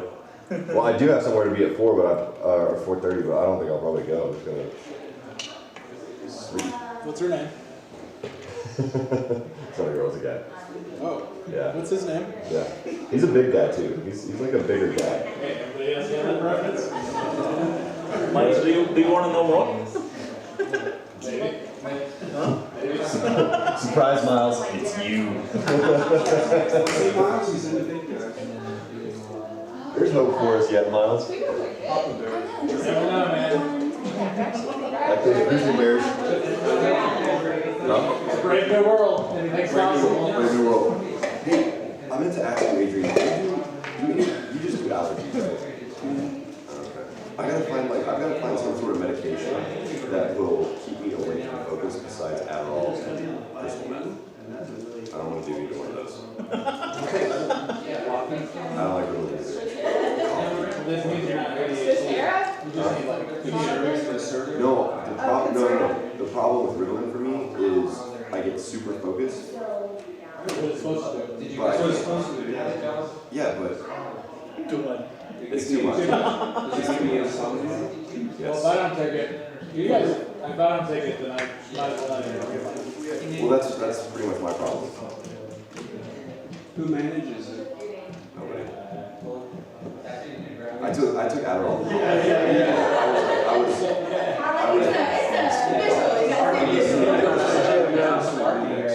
Oh, it's just just all that. That's true.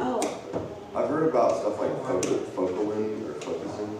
Well, they have actually extended it. That's what you gotta look into, extended it. So you have a median onset and also a long duration.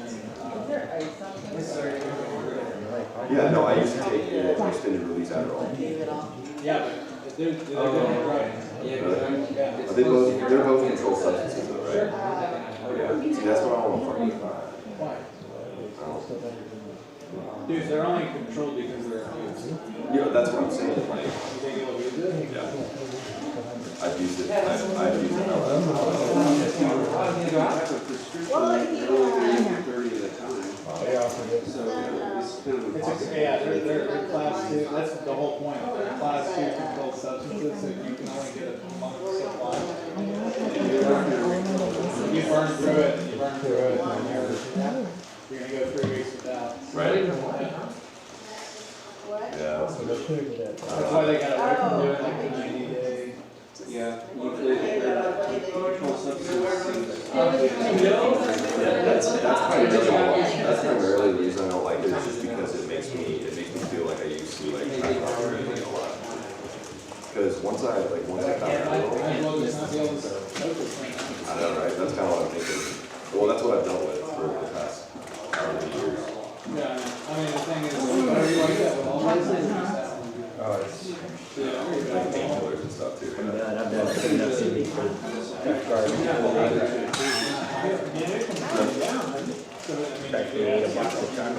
Yeah, it's just like that kind of stuff. Like it sends me into a too easy to consume. yeah, it sends me into a bad place. Yeah. There might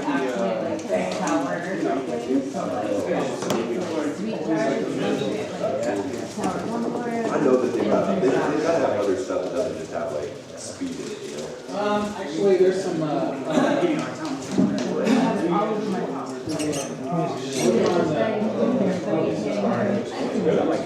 That's what my secretary. Where does it all go? I wrote it down. Just so that she's already got dose.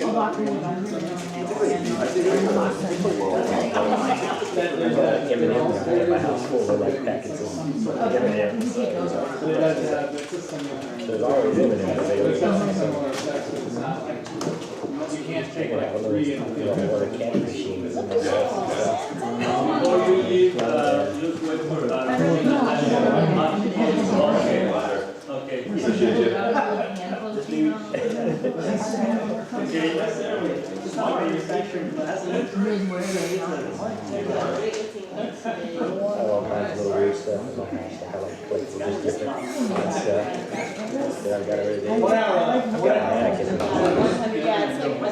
got my own mannequin. Where's my military uniform? Oh, yeah. No, the thing is, it makes it very super, when I was behind. It scares off the idea.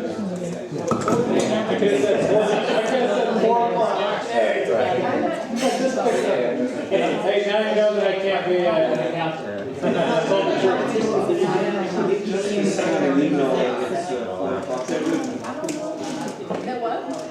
We dismiss at 4 o'clock. They asked me, a friend asked me to visit a client of his, a high security. I'm going to If I go out of town or something, I just push my gas and I like open up the windows. You know, I still leave the volume. Like, at night, the lights are always gonna start. That's the worst experience of my life. I'll tell you that. No, Oh, that's weird. I had to do it twice because I just ripped it off. I was like, I can't listen to this phone. It was horrible. Okay, but, your attention, Before we start with the exam, there's going to be a recovery, not project, but basically a recovery assignment. What we'll do is the next class period, I will return your exams back to you, and every single one you got wrong, if you corrected, you get half the points back added to your class. So again, but the time frame is not going to be like, oh, you have 4 hours. We're going to just do this hour and 15 minutes or whatever my time frame is, and then maybe if needed, I might stay half an hour extra. It's still going to be open book. I'm going to, when I say you have to make corrections, I'm going to take off your Scantrons. I'm not going to leave it back where you can see the right answer and make the correction and send it to me. But what I'm going to do is I'm going to go through your Scantron, mark the ones you got wrong on your exam so you can work on those. So. and she had to how to say, twist my arm. Twist my arm. Thank you, Ravina. What day was it again? And so the next class, whenever you guys have the session, which is after, you have 2 weekends off and then the third. So when is the next class? April 10th. April 10th. Yeah. April 10th. Yeah. Oh, so that's 2 weeks from now. Well, the third weekend from now. So you have 2 weekends off. Can we do that? Like not to piss everybody out, but like a tutoring night? I could, but then again, then not everybody comes, and there may be people who might not be happy about attending weekend night, be forced to come, so. But you didn't have that many around you. Okay, let's go back to that. We can safely say that I missed more than the average, judging by what we got back. Because I was not only below the median, but below the average. Well, did you do the problems or did you Google them? I mean, that's why the average is so median. Because Google them, what do you mean by Google? Yeah, ask what you mean. Apparently, the questions and the answers are posted on somewhere on some website. That's what I've heard. But no, I trust you. I mean, it's an honor system here, isn't it? Yes. Obviously, none of them checked it. They heard it from somewhere else. Okay, here we have again the economic transactions. Yeah? And we said these are the assets. We don't need to worry about those. Those are the assets.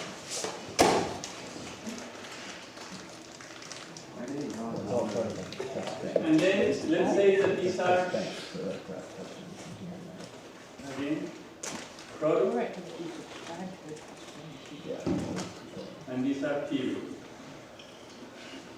Yeah?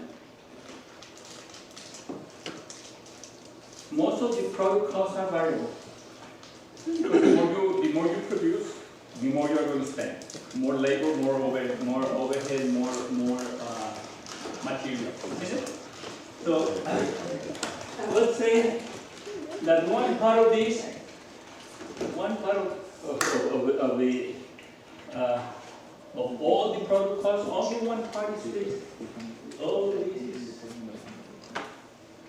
and all of this part, which belongs to product cost, is fixed. Okay? That part is fixed. And usually that is manufacturing overhead.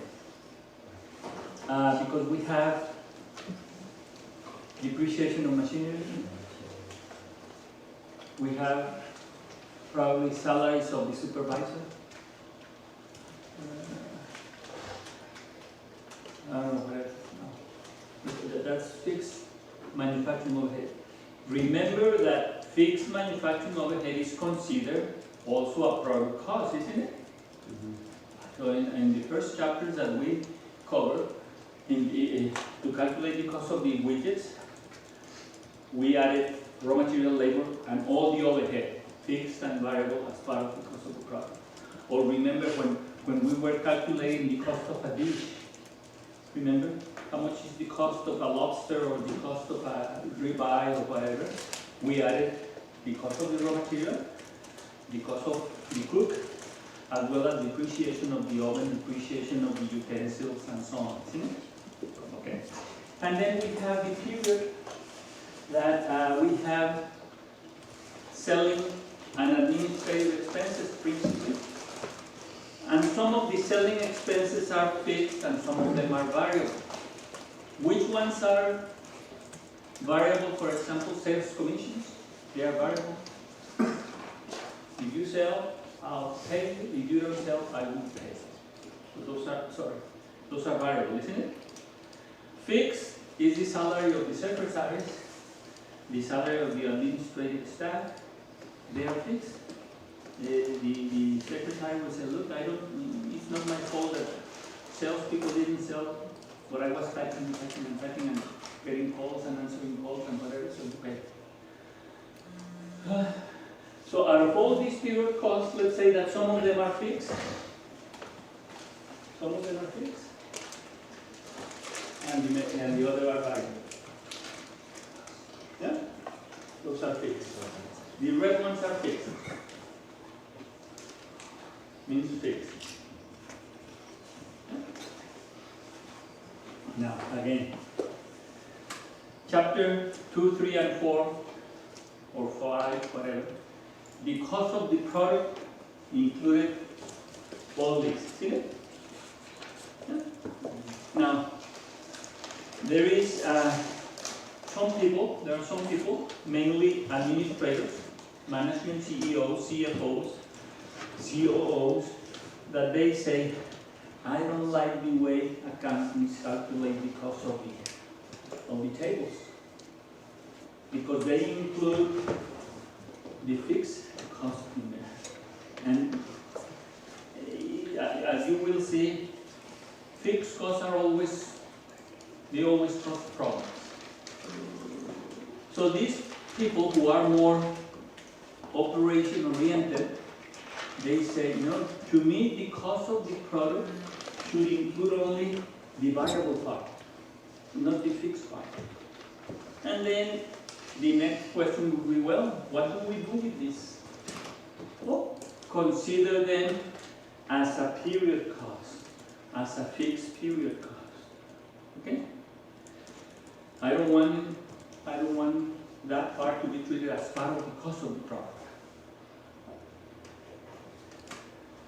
again, as an example, if I have raw material, $10 per table, direct labor, $8 per table, variable overhead, let's say that is $6 per table, and fixed overhead. Remember that the fixed overhead, usually the way we determine how much goes to the cost of the table is a little bit different. What we have to do is estimate the total fixed cost for 1 year, isn't it? To estimate how much depreciation we will have, how much salary for the supervisors we will have, how much depreciation of the machineries we will have, and then we said, well, I think that the total fixed overhead is going to be $2 million, but I'm planning to produce 1 million units, so I think that the fixed cost per unit is 2. Yeah, that's roughly the way we do it.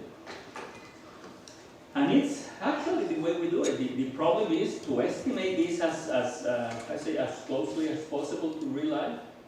That's the challenge. Once you estimate this and this fairly well, the costing is not really that difficult. So in the first 3, 4, 5 chapters, we said that the cost per table is how much in this example? 26. And again, that's called the absorption cost. Because supposedly, I don't know, it absorbs all the product cost. Variable costing, on the other hand, would say the cost of the product is how much?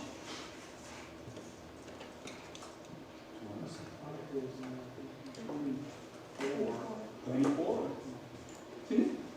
This fix should not be included as product cost. And they have a point, because they say, look, if we assume that this fixed cost is there already, regardless of the number of units that you manufacture, those $2 million, they are insensitive, isn't it, to changes in production, because they will not change. But I thought that as it reduces, yeah, in the exam we talked about how variable costs are fixed per unit. Yeah. And the amount of the fixed price that's in each product is sensitive to the amount of products that you make. The fixed. Right. Well, that's what I want to. But the total, let's look at the total, not per unit, at the total. Okay. The total, do you agree that by definition, the total will not change? Yeah? So, proponents, or those who are pro the variable costing, they say, look, what's the cost of producing an additional unit, a marginal unit? Will you incur to produce one more unit? Will you incur in raw material? Yeah. Will you incur in direct labor? Yeah. Will you incur in variable overhead? Yeah. Will you incur in additional overhead? No. So therefore, the marginal cost is only 20. The other one is already, well, what's there, and it'll be there and stay there. Yeah. The proponents for this one, they say, no, but again, I mean, to produce the table, you need the depreciation, you need the saw, you need the, so two different points of view. Two different points of view, okay? I'm sorry, can you give me one brief example? I missed it on what variable overhead. Variables. If you only made one, it would be $2,024,000. Yeah. So divide that by 1, that's what your one cost is for variable plus fixed. If you made one additional unit, it would be $2,048 divided by 2. So well, yeah, but the total cost would be $2,048,000, $2,024,000, $2,048,000, $2,072,000, and so on. Yeah. Like the sales commission. But no, sales commission is period. Because that's related to sales. He's asking for like. I just want an example. Variable operating, variable manufacturing is the sandpaper that I use for the sales. Okay. It is not raw material. Nails, glue. Nails, glue, those are variable overhead. See that? That's right. Thank you. He was asking for the variable overhead. I just need an example. Part of raw material? Because you separate raw material as the main as the ones that you can see and identify easily with the product. And indirect material, they are materials as well, but are they individually negligible they costs? are negligible in cost. Well, not necessarily negligible, but But you cannot, individually it would be. you cannot see the sandpaper that we used in finishing.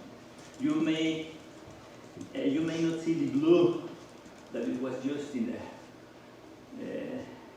or some nails or whatever. We classify them as. Is it kind of subjective? It's kind of subjective. You look. I mean, regardless of how you call them, as long as you put them in the part of the cost. Okay. Thank you. You said there's two different ways to calculate it and people that support both. I guess, what was the reason why it was broken up? Was it like one is more applicable to manufacturing? Okay, industrial, well, or the more thing is, efficient? for accounting, GAAP says accounting says that you have, that's the way you have to calculate cost. Managers find this much more useful for their decision-making purposes. And in fact, I can tell you that most of the well-run companies worldwide, they will use variable costing for managerial purposes. If they have they have to use this one for reporting purposes, for accounting purposes. So most of the companies will have absorption because that's a requirement, isn't it? And some companies, they may only have absorption costs. But I would say that generally, we can say that if a company has only absorption costing as a system, I may say it's not a well-run or a well-managed company. Usually all managers, if they move to from one company to another, one of the first things they are going to say, hey, we have variable costing in our system, don't we? No, I need variable costing because it's going to be very easy for them, you'll see, to plan, to control, to budget, prepare budget is very easy. With absorption costing, it's kind of difficult, and we'll see why. Okay. So the only difference between absorption and variable costing, the only difference is how we treat this. Okay? The variable manufacturing overhead. The fixed manufacturing overhead. So let us start with this. Those same numbers. Okay? And let's say that the selling price 24, let's say that we sell them at how much? 50. How much? 50. Okay. Those are product costs. We still have fixed operating expenses, don't we? These ones. Okay? And let's say that those are $500,000.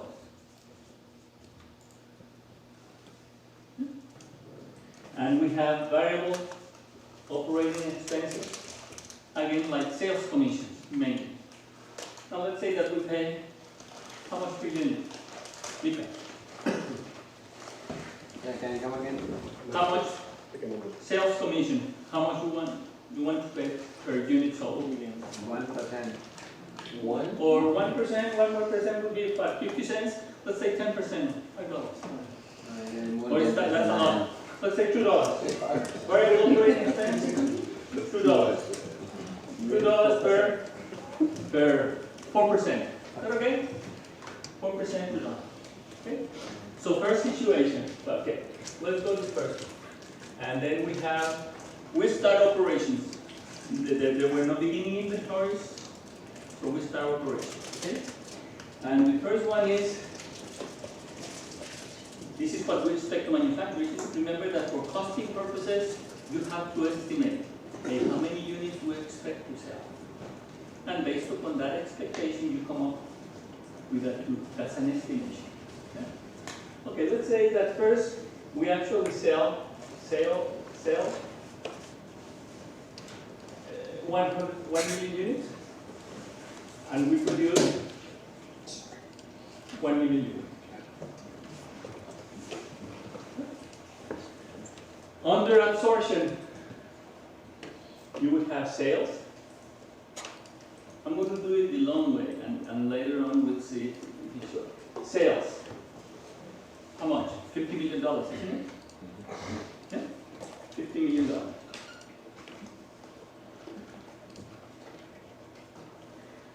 Absorption is minus cost of goods sold. And again, I'm going to do it the long way. Beginning inventory, 0. We have just started operations, isn't it? And then cost of goods manufactured. How many units we are manufacturing? 1 million. 1 million. And under absorption, what's the cost per unit? 26. 26. So the cost of goods manufactured will be 26 million. Minus ending inventory finished goods? 0. So it's 26, isn't it? And then it's gross profit or gross profit, 24. Huh? And then minus operating expenses. It's operating expenses. The two. We have variable and fixed, let's put it. Variable. How much is variable? $2 per unit sold. 2 million. 2 million. Fixed, how much? 500. 2,500,000. Yeah. And net income? 21,500,000. Okay, questions?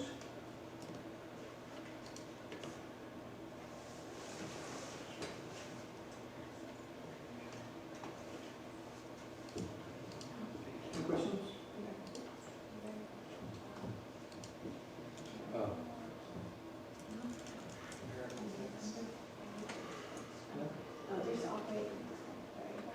What's that? OE stands for operating earnings, right? Pardon me? OE means operating earnings? Operating expenses. Yesterday, the day before yesterday, was the same day. Happy same day. Oh, you did it with fun? Yeah. A very important day, the day before yesterday. Possesses day. That is. A very important day in Mexico. Okay, absorption cost. Variable costing will be one thing that changes. There is a form and substance. The substance, the difference between absorption and variable is the treatment of these two dots. There is also a difference in form, the way we present the income statement. Usually sales, the same thing, sales, $50 million. Huh? And then minus cost of goods sold. But the variable part, okay? The variable part. So we have beginning inventory, 0. Cost of goods manufactured. What will be the cost of goods manufactured according to the variable? 24, isn't it? 24 million. Minus ending inventory, 0. That's 24. And then we call this contribution margin from production, which is 26.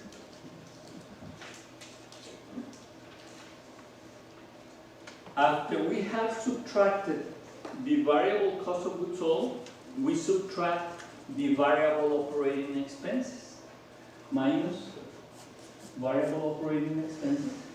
How much is the variable operating expense? $2 per unit sold. So that's 2 million.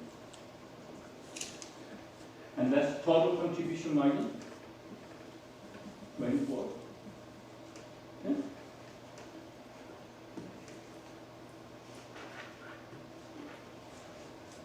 minus, then we have subtracted from sales all the variables, then minus fixed cost. Minus fixed cost, we have two types of fixed costs, isn't it? Product cost. How much? We don't treat them as product, but we just call them fixed, but just for you is how much?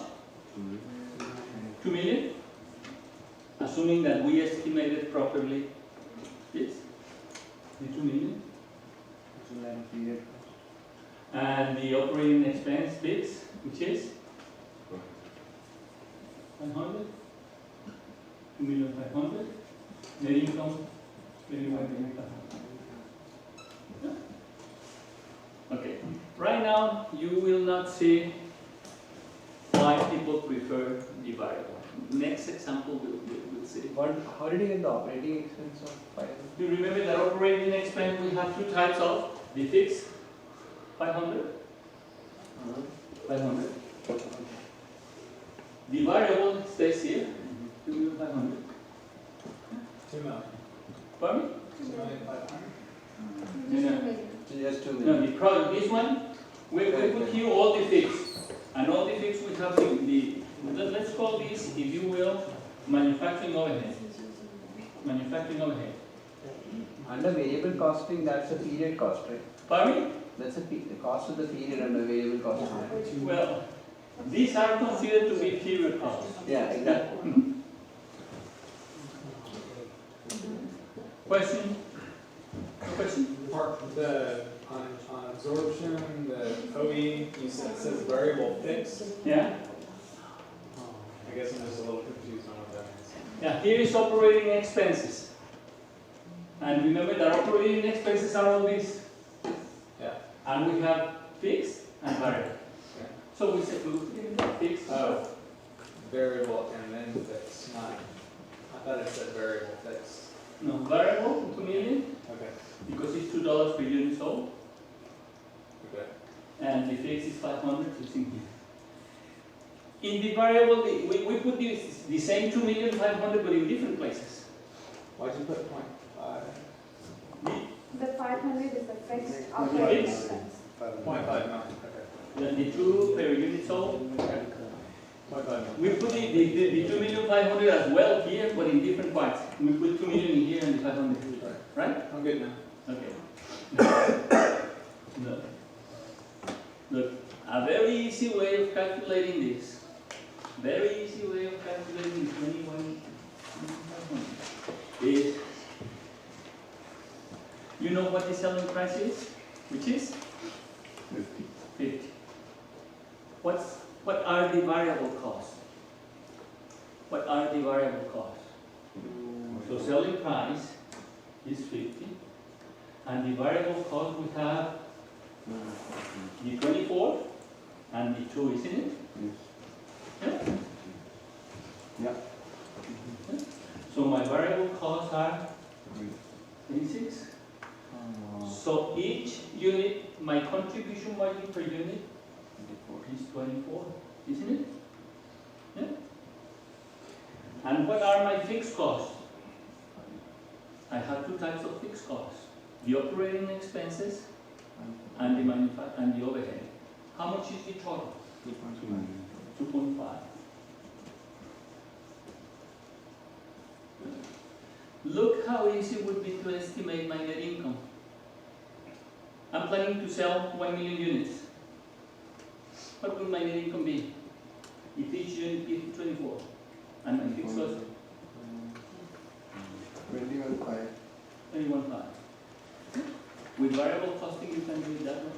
You will see that with this one, you cannot. You cannot. There is no way. Yeah? Once you use the variable costing, you immediately have this concept in contribution margin per unit. Yeah? Let me go. Next year, okay?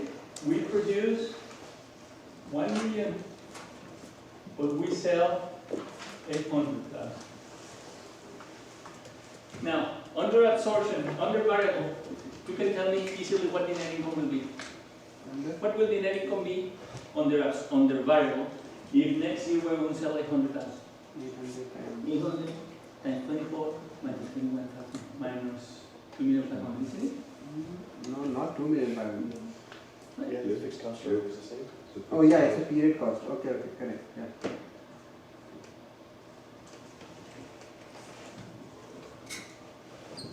It's going to be 16,700. You cannot tell me what the net income will be under the absorption. We have to go through the whole income statement. Yeah, you can do it, but not this way. Let's do it here first, the absorption. Okay? Sales. Again, let's do it right now the long way. What's sales? 800. 40 million? Yeah. Minus cost of goods sold. Beginning inventory. How much? 0. Cost of goods manufactured. How many units we manufacture? 1 million. Yeah? Produce 1 million. What's the cost according to absorption? 26, isn't it? Yeah? 26 million. Yeah? Minus any inventory. How many units I have on hand? 200. What's the cost of each of those 200? 26. 5,200,000, isn't it? Yeah? Yes. Marisol, you have a question? No. Now they are. I thought we had this conversation. Adrian, I can't get to the number at the EI. EI? How many units I manufacture? 1 million. The cost per unit according to absorption is 26. So 1 million times 26, 26 million. But since I sold only 800, I'm going to have 200 as ending inventory. Yeah? Each unit costs how much, Jerry? 26. 200 times 26. I mean, which is going to give me? 21,800. Yeah, I know that you could have easily calculated this 20.800. How? 800 times 26. See it? But let's do it the long way. That's right. Gross profit. What? 19.2. Hmm? What do you think? Sales minus cost of goods sold. Minus operating expenses.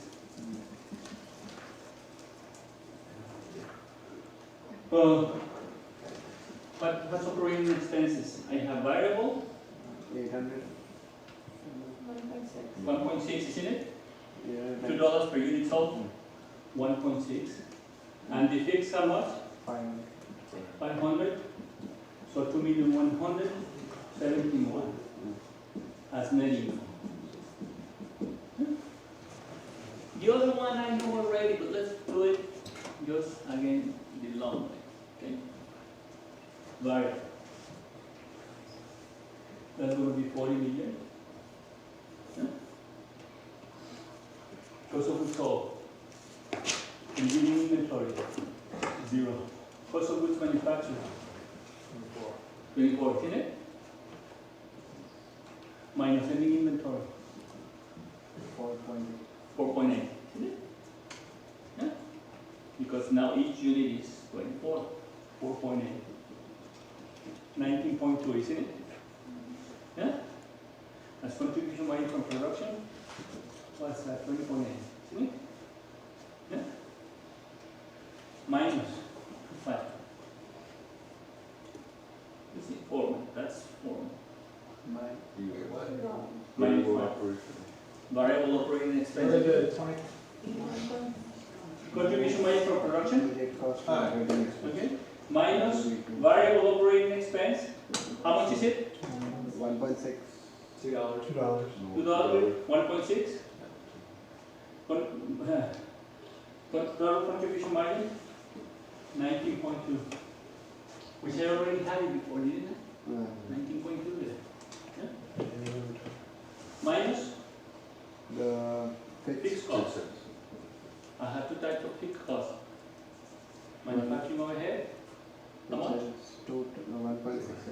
2 million? Yeah? And operating expense? 1.5.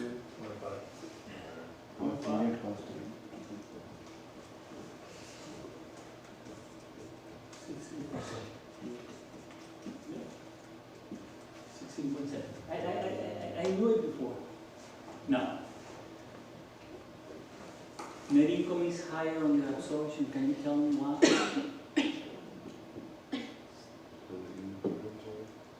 Because more of the, because all of the overhead is in the costs. You may say all the overhead here, all of it goes in here. Yes. 2 million. 200 units are not accounted for. Okay, in here, this ending inventory 200 has part of the overhead, the fixed overhead. How much? 200,000, how much per unit? 24, right? How much is it? $2. Yeah. So we have 200,000 units that they went to the balance sheet, isn't it? As ending inventory. And they have $2 of overhead in there. $400,000. That's the difference. $400,000. Now, what happens if instead of you producing 1 million units, you produce 1,500,000 units?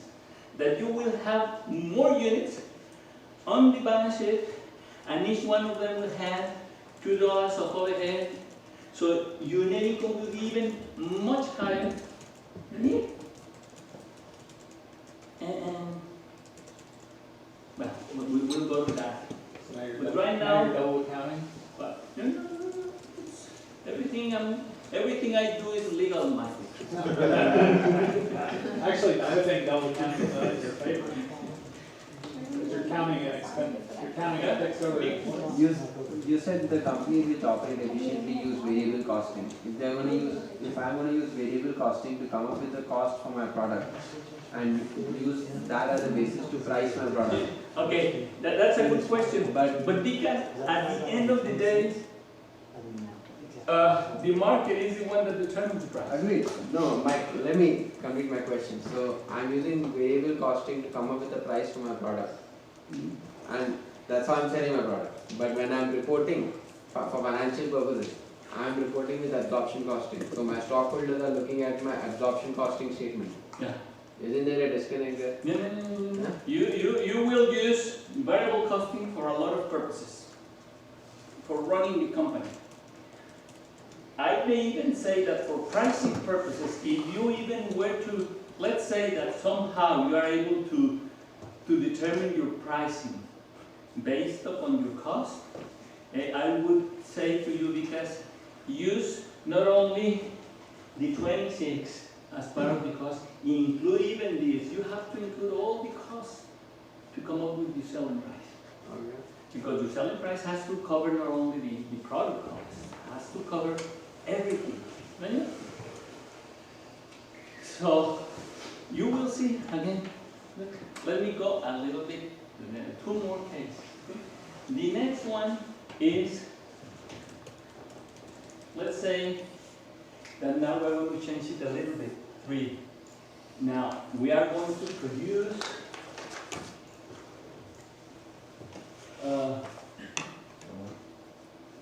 let's say 900 and sell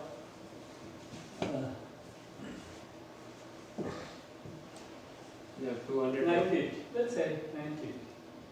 and you have 200 left over. Let's Are we continuing that thing?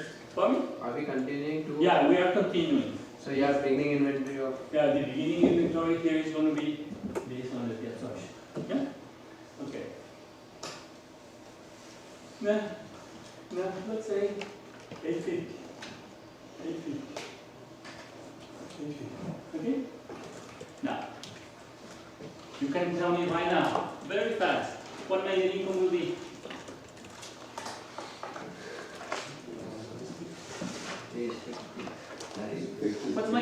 margin? You can do it?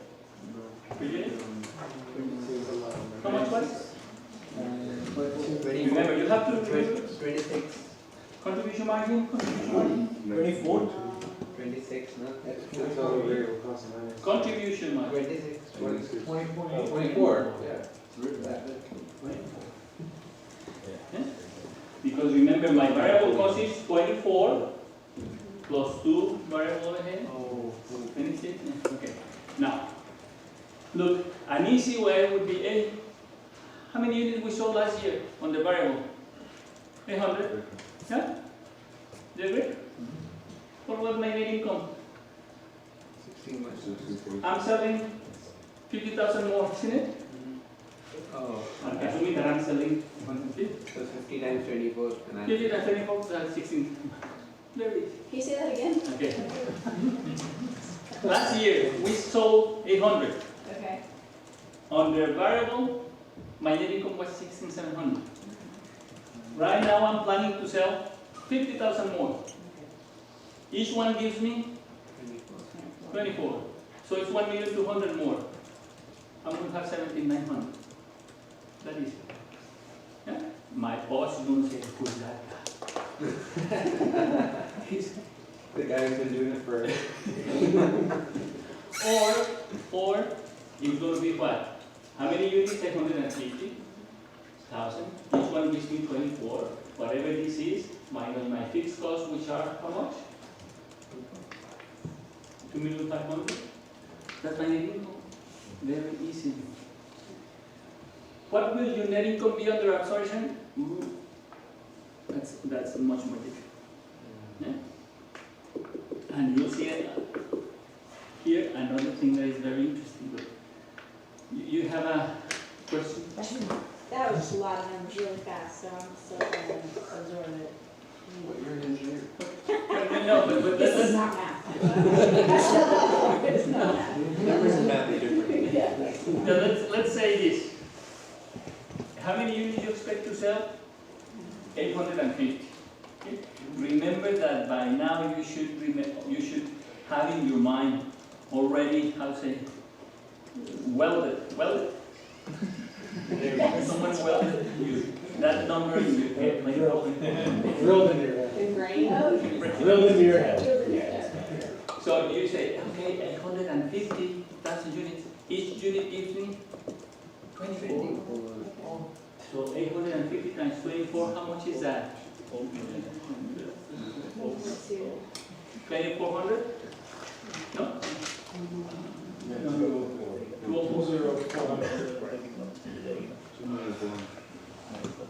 3,400,000? Yeah? So that's what each unit will give as contribution margin. But I have to cover my fixed cost, 2,500,000. Oh, then what? 17,000. That will be my minimum. Yeah?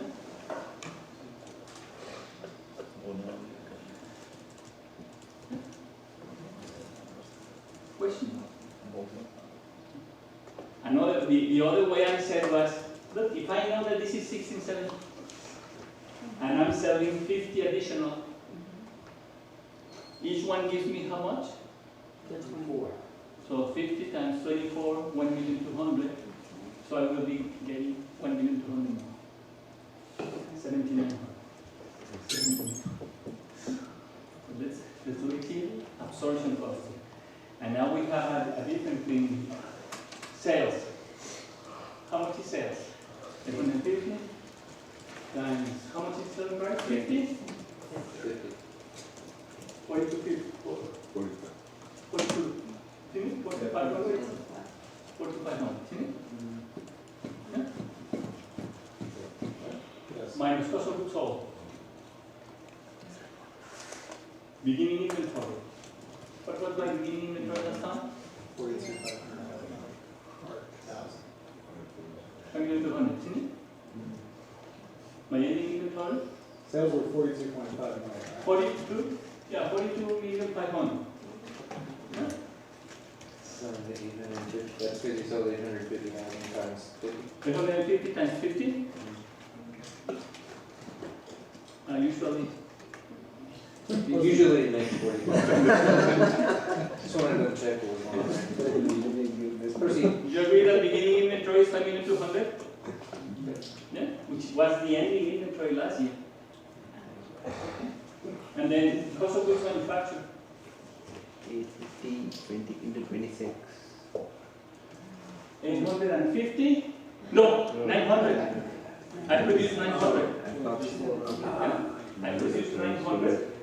And the cost per unit? 26. 26. Still 26.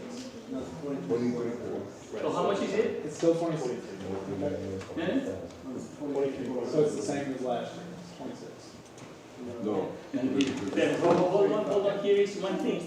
For costing purposes, I have $2. For costing purposes. You may say, as you were saying a few minutes ago, hey, but we learned that the cost per unit, the fixed cost per unit goes down as the more we produce is lower, or if we produce less, it's going to be higher. Mathematically, yes. But for costing purposes, we estimate that the cost was going to be $2. $2 per unit. I will account for that difference that you have in your mind later on. So there's no like first in, first out, last in, last out that we're calculating in all this? Yeah. You may say that when we sell the 850, the first ones that we're going to be selling are these ones, but all of them are at 26 anyway, so it doesn't matter which ones, because all of them are 26. Yeah? So our cost hasn't changed. Yeah, so it doesn't matter. Cost of goods manufactured again, it's going to be 900 units that we produce. 900,000, isn't it? And we agreed that the cost per unit was 26. So what's the cost of goods manufactured?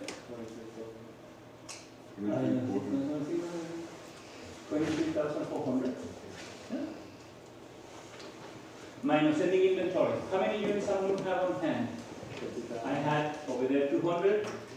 I'm going to have 250? Yes. 50 minus, 6,500,000. Yeah. 26. Yeah, we are absorption costing. Oh. You didn't write an A there. Pardon me? Oh. That's an A. Absorption. Yeah? What's the cost of goods sold? Again, without going through this, my cost of goods sold has to be what? 850 times 26. Isn't it? How much is 826? You can tell us usually how much it is. Pardon? You can tell us how much it is usually.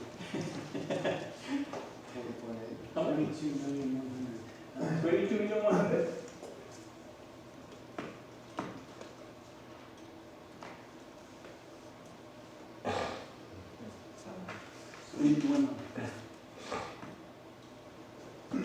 I'm going to stop. Well, gross profit.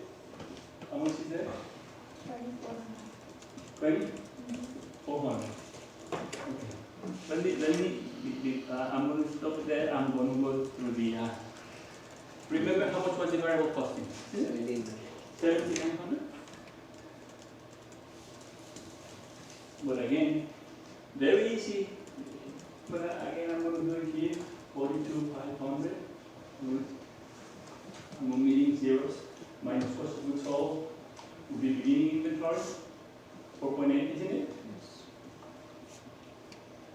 Cost of goods manufactured. That will be 900 times 24. Yeah? 2,600.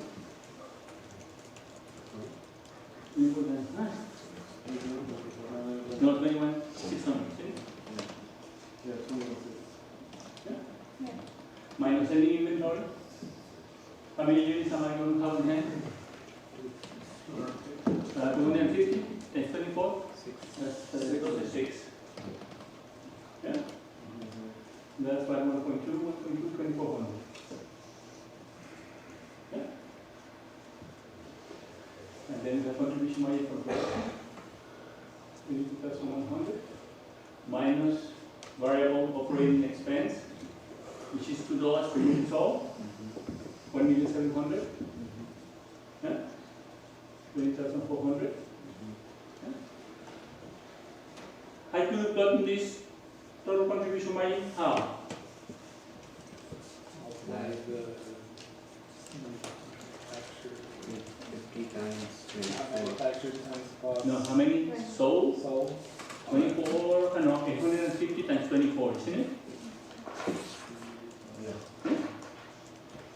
Minus fixed operating expense. We have again, okay, manufacturing overhead, 2 million, and we have operating expenses,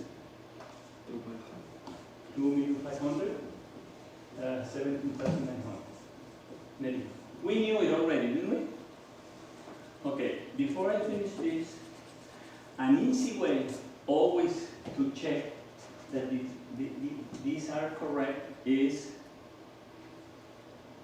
the difference between production and sales, which is 200,000 units, because that's the amount that the inventory is going to change, isn't it? Yeah? So if I produce more than what I sell, do you agree that the ending inventory is going to increase as compared to the beginning? Yeah? And that increase in inventory is going to go to the balance sheet, and that increase under the absorption is going to have $2 more. Yes. Huh? So the difference between these two is 200,000 units times $2, which is the fix. That's the $400,000 difference between these two. Yeah? In here, what's happening to the inventory? Is it increasing or decreasing? It's also increasing, isn't it? By how much? By 50,000. So the difference between these two profits has to be how much? $100,000, isn't it? Or 1 million? 100. Again, follow. In this year, first of all, you have to know what happened. Did I produce more than what I sell, or did I produce less than what I sold? More. I produce more. Meaning what? That my inventory is going to increase. By how much? By 50,000 units. Meaning that those 50 additional 1,000 units, they are going to go where? To the balance sheet. Yeah. And they are going to have how much overhead, fixed overhead? $2. So that's $100,000. So here, the net income has to be 18,900,000. Yes. Yes. Yeah. I have 20,400. Next, what is it? The operating expenses, isn't it? Operating expenses, how much would my operating expenses be? Variable, how much? 1.7. Variable 2, 1,700,000, which is $2 per unit sold. Yes. Yeah. And my fix? 500, isn't it? That's 2,200,000. Now, if you subtract this from this, how much would you have? 18,200,000. But remember that you already knew that the difference between these two had to be how much? 100,000, because my inventory grew by 50. Those 50, under absorption, they will have a fixed part, isn't it? A fixed cost, which will remain on the balance sheet in there. 100,000. So this has to be 18,900, isn't it? Do you agree? No. Yeah. If you agree with what I said, but if you subtract these two, it's not 18,900. Beginning inventory. Huh? Because the beginning inventory was also there, right? So far, I'm doing everything right. Why is it 18.9? I mean, how much is this minus this? 18.2. 18.2. So why is it 18.9? Because it's gonna be 100,000 units. No, 17, no, has to be 18, sorry. 18, okay. 18, has to be 18, sorry. I thought that it was 100, I added 100. No, my That would make sense. is really good, isn't it? I added 1,000 instead of 1. Oh, you said everything you do is legal. Now, look what happens in here. The thing is that I ended up not taking full advantage of my fixed cost. You know, because I was paying these two to allow me to produce 1 million, and I fell short, 100,000. I didn't take full advantage of that. Isn't it? I could have produced, but I didn't use stock. I mean, I had the capacity. How many I failed to take advantage of? How many units? 100. And each one with a fixed cost of how much? Oh, then I had a volume variance. I was inefficient volume variance of 200,000 or 100 and 200. So this is adjusted gross profit, 20,200 minus the 20,000, that's my age. So here is the one that I was telling you. I would rather put it in there. So Do they report it on the income statement? I will rather put it in there. So the board of directors or the management will look at it, and it will call the COO, because you asked me to let you buy, to invest in a machine that was going to produce 1 million units, and you argue for it, and you said you are only using it 900. I forgot to calculate the operating leverage. But that's it, okay? Now, look.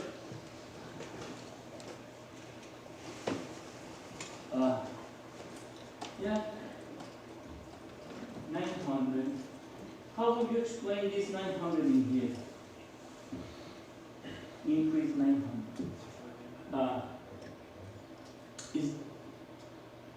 I can come up with another example. If I had produced,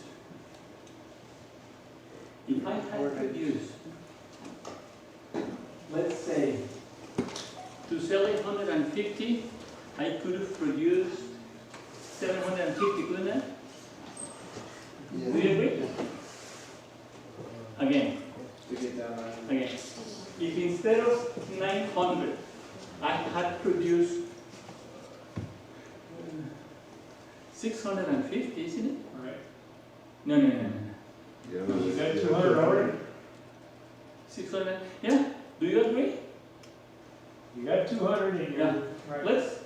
Let's, okay, 650. no question in here? No, you were about to explain the difference of 900, right? No, but hold on. Do you agree right now that, hey, if I were to ask you here, hey, can you explain the difference to me why it's 100 in favor of this?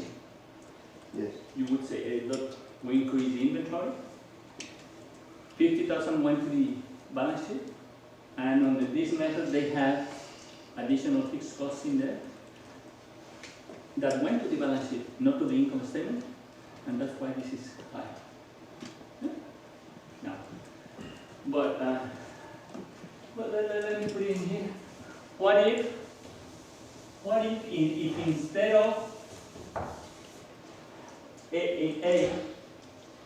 the production had been 650 and sales 850? Yeah? In here.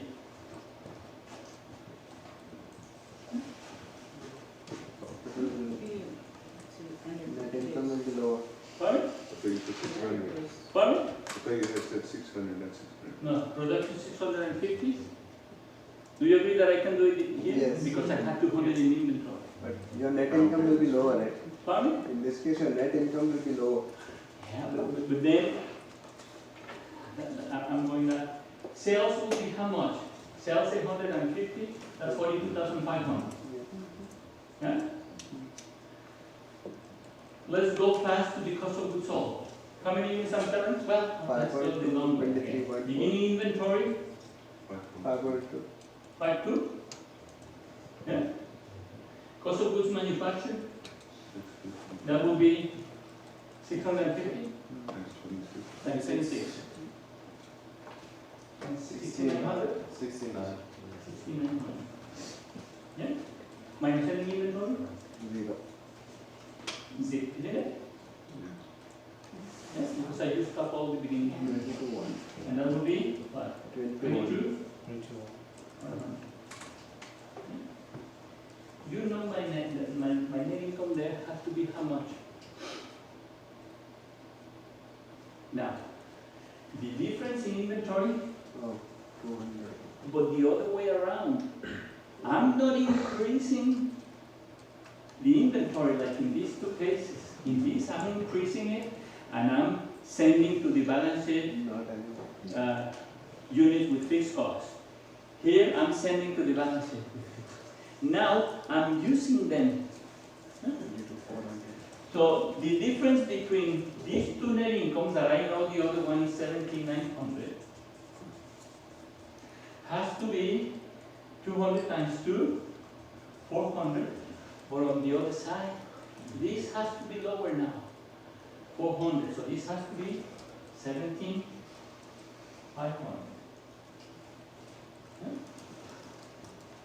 Okay. So gross profit. How much is that? 2,400?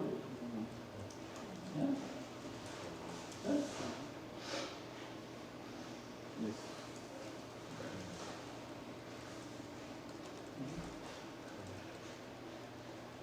Bryce? No. Lost? Yeah, somewhere over here.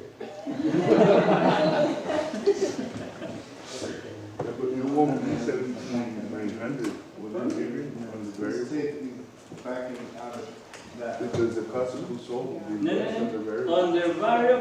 On their variable, remember how we calculate the net income? How do we calculate net income on the variable?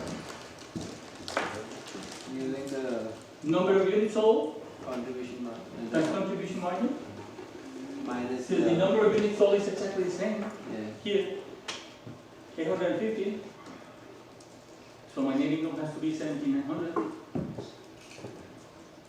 Because again, 850 times 24 minus my fixed cost is going to be 17,900.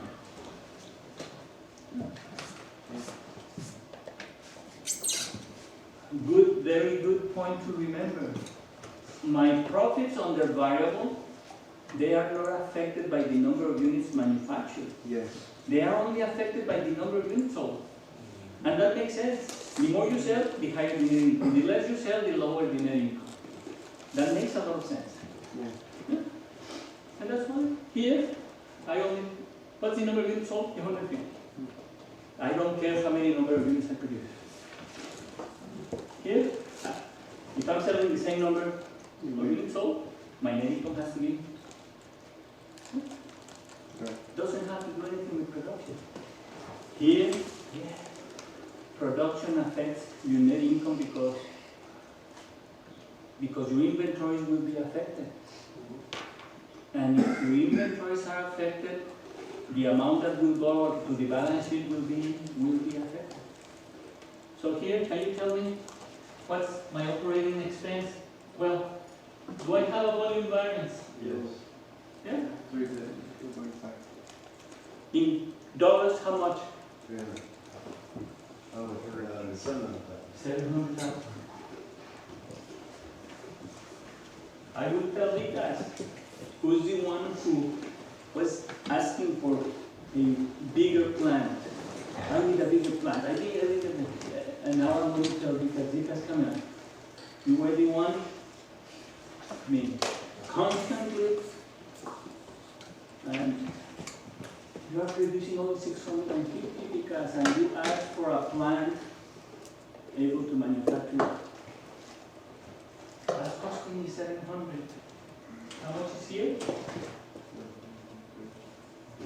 I need a 2,700. See it? Minus operating expenses. I'm going to put operating expenses I have to over. The variable, how much are going? How much? $2. $2 per unit. 4.3. 1.7, isn't it? And the fixed? 0.5. 2,200,000. How much is that? 17.5. 17. Now, does it make sense to you? Has the selling price changed? No. No. Have the costs changed? No. No. You sold 800,000 units here under absorption. Your net income was? Oh, it's still better. I was expecting lower. No. 17,100. But you were expecting probably more higher net income. It was You have to compare it with this one, right? oh, with this one, sorry, with this one. Yeah, it's with this one, sorry. You are selling 850 here. Yeah, still $18,000 profit. Also, you are selling here 18,850. Could be lower. Net income. It doesn't make any sense. Now, many times, you start from here 800 and you have 7,100, and you sell more here, and the net income is lower, selling more than, I don't know if I'm expressing my thoughts correct. Many times, you sell here 800 and your net income is 7,100. Next year you may end up selling more, but your net income will be lower. Yeah. And that doesn't make any sense. Assuming that costs and prices haven't changed. Doesn't make any sense. So this absorption costing is cost. Variable costing, very easy, very easy. Next year I'm going to be selling 950. Tell me what my net income will be. 100 times. Very easy. $100,000 more, 2,400,000 more. See it? Yes. That makes sense. That makes a lot of sense. For planning purposes, it makes a lot of sense. Now, look, my net income is going down. It's going down. Yeah. Management is unhappy with me. Or management is unhappy with Dicas. First it's the crackers. 21,500. 18,000. 17,500. I don't like the trend. Better, give me better results, or else. And Dicas knows that next year is going to be selling only 800,000 units. Not from the production. And then what Dicas will do here, sales 800. But somehow Dicas will manufacture 2 million. Assuming that somehow it's going to how to say, squeeze it and have the work. And then Dicas will have sales. I have zero beginning in the beginning. Sales. How much? 800. 40. 800. Sales. See? And 50. Yeah? Cost of goods sold. Beginning inventory? Zero. Cost of goods manufactured? 2 million times 26. 26. 52 million. Yeah? Minus ending inventory. 1.2. 1,200,000. See? 1,200,000 times? 26. How much is that? 1,200,000? 52 plus. 52 times 31,200. How much is there? 2,800. Which is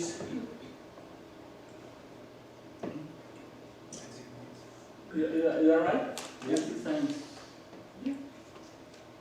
That's right. 8 times 6. Yeah. Okay. And then 19.2. That's cool. Gross profit. But now he has a volume variance which is positive. Which is positive.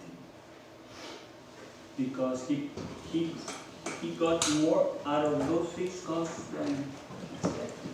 What's the volume variance in dollars?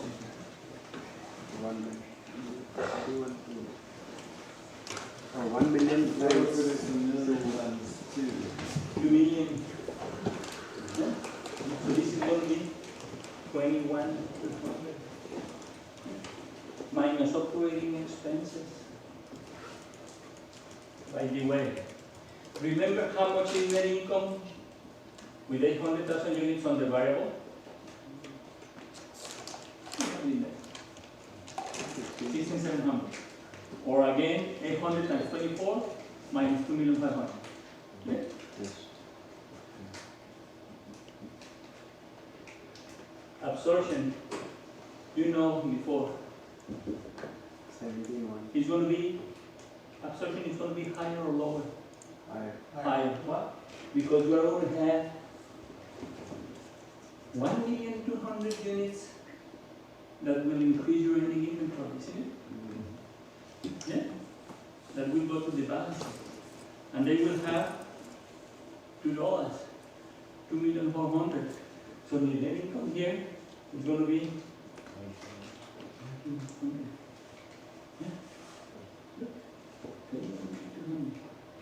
What are your operating expenses? Variable, how much? 1,600,000. $2 per unit sold. And the fixed? 2 million. How much? Oh, wait. No.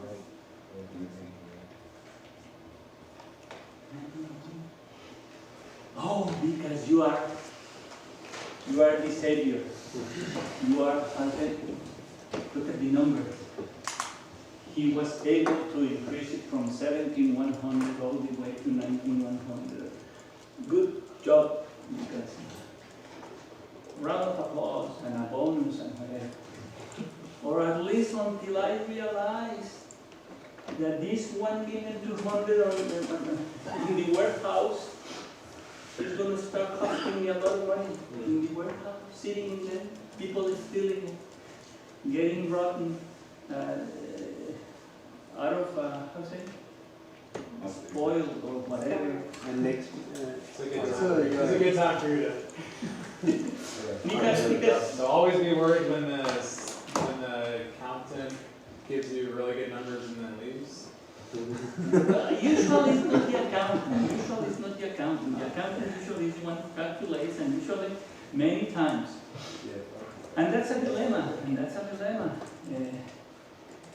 Because you have the boss telling you, and or even, I mean, the accounting is only calculating the cost, and They'd be able to see though that you only sold 800,000. How do we make more money than last year, right? many times, again, they don't look at the balance sheet. But they don't So look that's their at, fault. they will look at the income statement, and many times they will look only at, how say, what's the bottom line figure? The bottom line figure is now 19,100. In this example, when the variance was positive 2 million, you added it. Here also it was positive. Why did you subtract it? No, here, no. Oh, produce. Okay. You were short. You know, I told you the lawyer's dilemma, wasn't it? Didn't I? I told you the lawyer's dilemma. Yeah. This old lady, 93 years old, barely sees, barely walks, goes to a lawyer's office because she has a problem, a legal problem, something. And actually it was not that much of a big deal. Only 10 minutes, 15 minutes.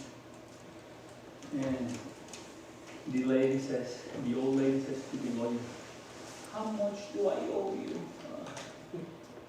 Good looking like, oh, it's only $20.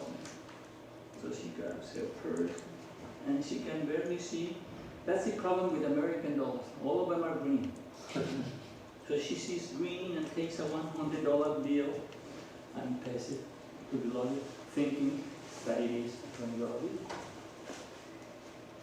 That's the lawyer's dilemma, because she starts looking. What's the? I don't even want to look at you, Marisol, because what's the lawyer's dilemma? His conscience doesn't care if he keeps it 100, the 80 extra. Should I tell my partner? See, he doesn't care about that old lady. Questions. So you see, the variable costing is also, you cannot manipulate that much. So for management, again, management knows, and management knows very well how to go. With good management, let's say management that are honest, they are always planning ahead and says, okay, I need to sell this many units. What will my net income be? Hey, what about if I give this promotion? If I give this discount? If I give with the contribution money per unit, they will be able to do very easy. Hey, here comes the very common. Here will come the marketing guy. Hey, we need to do this promotion. Okay, how much is the promotion going to cost? It's going to increase my fixed cost by $500,000 or by $1 million. Okay, how many cases do we need to sell additionally just to be break-even for the promotion? $2 million the cost of the promotion divided by the contribution money. 54,000 cases additional. Can we sell those 54,000? Oh, no, we're going to be selling much. Okay, go for the promotion. That's simple. And many times the decision is made that fast. Yeah, the decisions that take much longer, that's when, hey, we need to buy a $200 million machine, or we are buying this company, or whatever. Most of the other ones that are on a day-to-day basis, I would say again, without, I may be wrong, but good chances that I'm right. The contribution margin concept is the one that you should memorize, that you should know again by heart, to dream about it. Okay, so it's very important. Or the average one, if you have a mix, sales mix, or at least 4 or 5 different procedures, or you have procedures, different procedures. Each one gives you a different contribution margin. Or if you have insurance policies, some of them are more difficult to process. Some of them are very easy to process. And I was telling you that,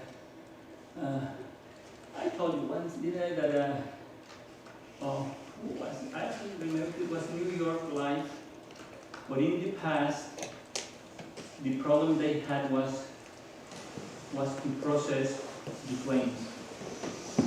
And they would have thousands of people up in New York processing all the claims, insurance claims. And you have people reading all the policies to see if they were covered and how much to pay and whatever. And at one point in time, one executive said, look, just assume that the only thing that you have to verify is if they are not, due, or unpaid. If the policy is current, and if they are claiming, I don't know, under $5,000, just be sure that that is not unpaid, the policy, and pay whatever they claim. Don't even look at it. Okay. Right. Try to make things simple again. And variable costing is simple, very simple yet very, very powerful. We'll be seeing, we are a little bit behind for next class. But you will see that budgets are very easy to prepare when we separate the variable from the fixed. Let me ask you one question here, coming back to this. Next year I'm going to be selling in here. I'm going to be selling 950. Next year. Absorption. What would my net income be? How much are you going to produce? I need to give you that. Otherwise, you won't be able to sell. You cannot calculate, you cannot estimate net income on the absorption unless I give you how many units you expect to be. And again, it doesn't make sense that much because the net income is affected only by units sold. The more you sell, the higher the net income. The less you sell, the lower the net income. And under a variable, also very easy. You know that each additional unit that you sell is going to increase your net income by how much? Contribution amount, $24. Each additional unit that you lose or that you don't sell, your net income is going to be less by contribution by 24. That's it. Okay, so 2 weeks? Well, we have 2 weeks. 3 weeks. 3 weeks. Yeah. So next time, probably you will have to bring again your name. I forgot about that. It's a lot of.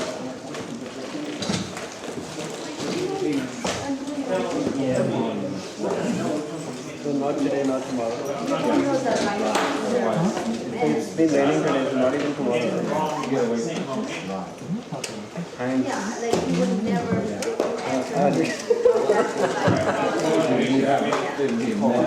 I've been calling and cussing. Did I convince you that the variable yes?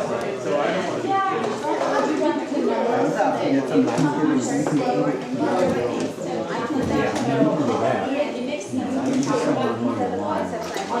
you have any doubt? You have any doubt?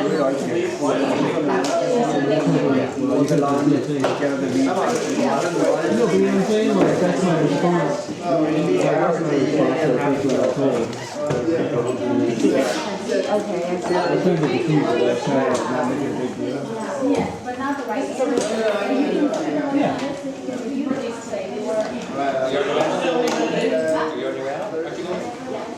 So that they were movable. For those who want to make up the recovery part, if you want to come during the next 2 or 3 weeks and see the ones you got wrong so you can review the concept, that is fine too.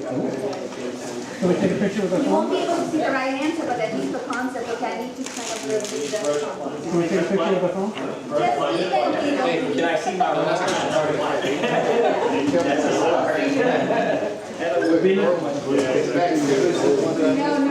picture. No picture. No pictures, okay.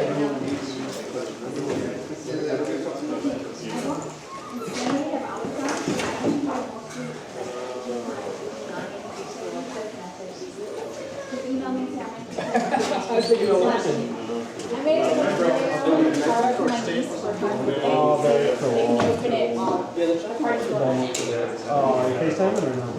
No, it's got on so I took some and export it to And then you can, when you drive out there, you show it to her? Or? No, you can turn it on. She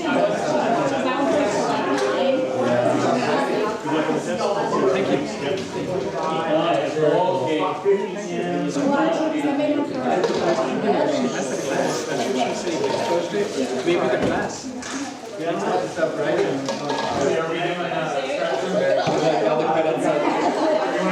Very cool. We can do that. Yeah. There is I know. There is a home assistant, which is put on your iPhone. You take a bunch of pictures or you shoot little videos through the app, and then the app combines them, squeezes to with some overlay graphics and images and all that stuff. It's called Mephisto. Very cool. Sounds like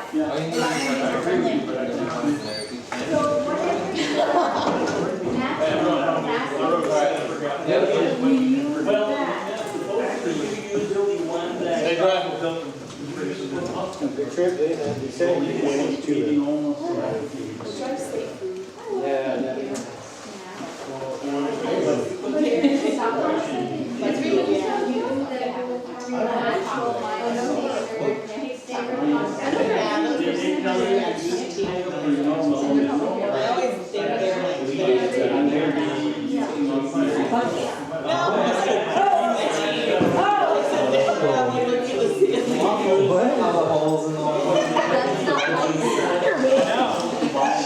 Is there a previous experience that we need to hear about?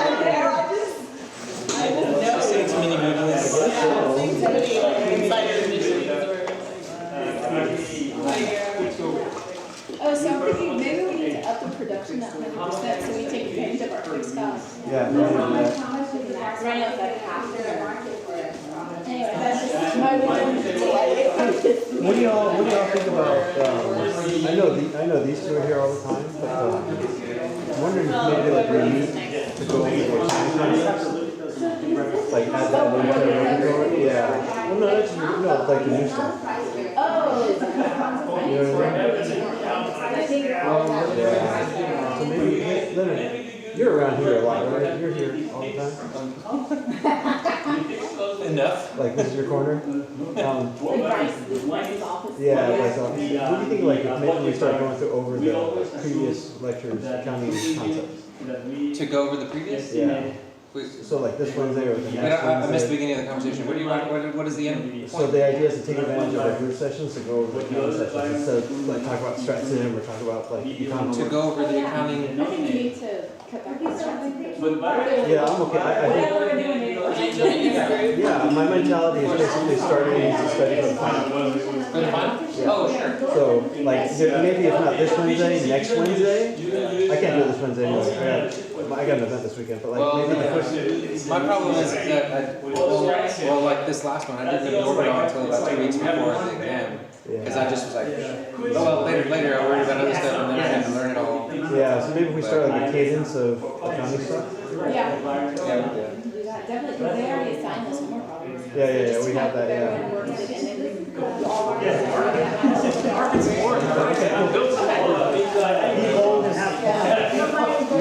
What happened, Tim?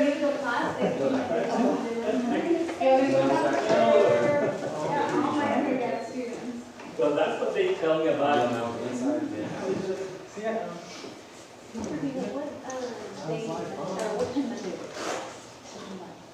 I have something going on Monday.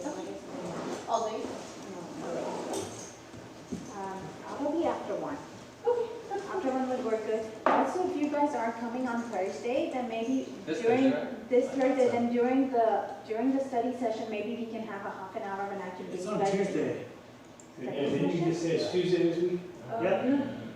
Is Look it? at the schedule, yeah. Oh no. It's 26. The 26th is the Thursday. Do we have any class? Yeah. It said Tuesday, maybe it says Tuesday the 26th. Oh, shoot. I'll confirm it. It's the Thursday because 26th. And we're gonna be doing Thursday, and if you do come to the study session, we'll do a couple of hours of study session, or maybe 2.5 hours, and I'll give you half an hour to look over your exams, and you guys can make notes on it, so that not every person is coming at a different time frame to meet me. That way we can just have half an hour, and you can't take pictures. At least I can't see you take pictures. Whatever. Do we take notes? Okay. Like on the concept of Yes. tell me if I don't remember right. Yeah, see, that's the one, I don't think, because I don't want to give more than an hour and 30 minutes, because as it is, Cheryl emailed me, she's like, what is going on with this 5-hour exam? I'm like, no, I don't think I was being nice. That's what's going on, that's why I wrote back. I was like, I was being nice, that's what it is. So, okay. Next answer is, you don't worry about it, Cheryl. Unless you're going to give a test. Probably don't go that route. Yeah, sorry. I will not take it was just thinking out loud. Yeah. Nobody So if I email you on Wednesday, you'll be here during the day on Wednesday? Because he can't. Because I can't make Thursdays. I can't make Thursday nights. Let me look up. Standing on by his car. You can, Oh, did you? Yeah. I was thinking of original Blackboard. Oh, I did reply to you too, so you Okay. see the reply. Okay, because I was like, what, there's Blackboard, but we can have, what? I was confused, and then I heard Christine comment. Yes, I am available. I have an appointment, doctor's appointment in the morning, but I'm here probably till 11 also. Okay, August is the lowest that I told you, just usually I wait some plus. Okay. So we'll pick you up, try to time it, and I come by before 4:30. Perfect. Good, thanks. Thank you. Yeah, so I don't touch that. Yeah, so that you can actually see Yeah, it yeah. later that day. Yeah, that works. You will not have to stay during class session that day. So you can spend more time. Did you see, I approved all my work too. Did you look? Mhm. You did? I did. Okay. I requested. So now, are you serious? The answers are all online or something? Who looked at, somebody said answers and everything is online. Probably. That's what I was told. There's a portion of them, I obviously didn't use them. Right. but yeah. Yeah, you gotta do the work. I thought we had to write our work out anyway, so I wrote out everything. So Thursday is the 26th? No, Thursday is the 26th, and we'll do it on Thursday the 26th, because Tuesday my kids have an event at school. Okay, okay. And you also saw Tuesday somewhere. Okay, I'll send out an email. Sorry. No, that's okay. I thought Tuesday and then.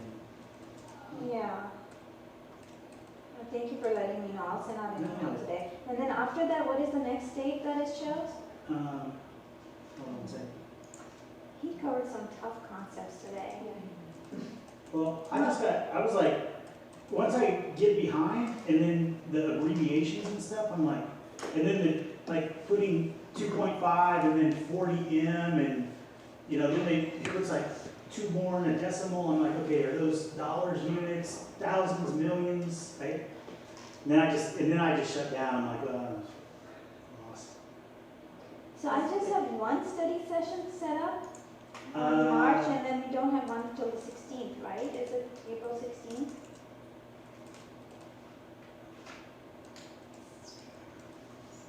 I think you'll have to do 2, because he has a 26th and then April 16th and April I 30th. think you have to do one before April 16th, because there's way too many problems to cover. Well, that's not, we're just gonna do conceptual stuff, not this stuff, right? I'm gonna look, well, I'm gonna look if he assigned it, I would cover it. Now, I figure if he's gonna spend that much time in class, he's gonna wanna do something like that on the. Yeah, because the thing is, see, he introduced the variance thing, that's the thing that I hate the most in the cost accounting. And this, he just barely touched it. Eventually, you're gonna learn all these different variances that are killer variances. So it was good to see it because none of my teachers have ever shown it the way he did, and it kind of clicked. It made sense to me. Because the way my teachers was telling me, oh, just apply the formula. But it wasn't like, what was the concept behind it, you know? Like, why does that happen? Why does it happen? So it clicked today. Then now you can show off your new skills. I don't know, I still hate college. Thanks so much. Yeah, thanks for all your help. No problem. I wish I could use your help. I just can't ever make Thursdays.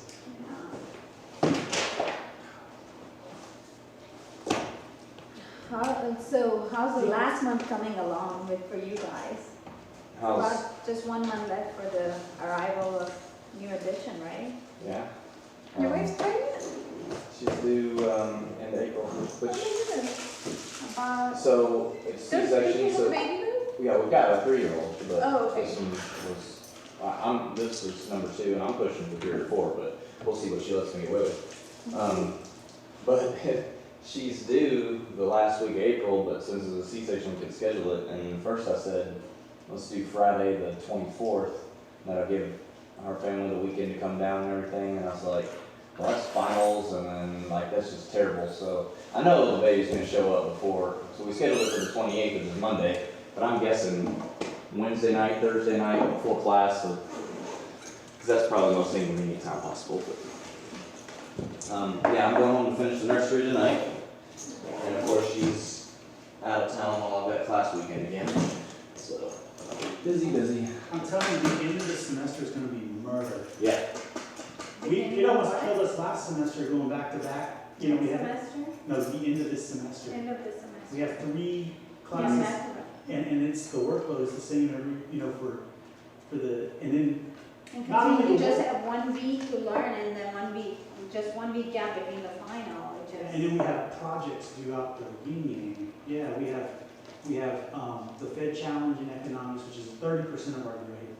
We have the Stratson presentation, Are which these is, group projects or almost or individual?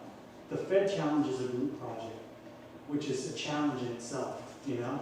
Because we get together like on Wednesdays, but some people might not make it this Wednesday, and some people can make it this Wednesday, and it's like, so it's kind of difficult, because people have different obligations and they work at different paces. Like, I guess we're gonna have to like assign a section of the Fed Challenge. That's what I was thinking. Yeah, because I start on Monday on my homework, you know, right after classes, sometimes even Sunday.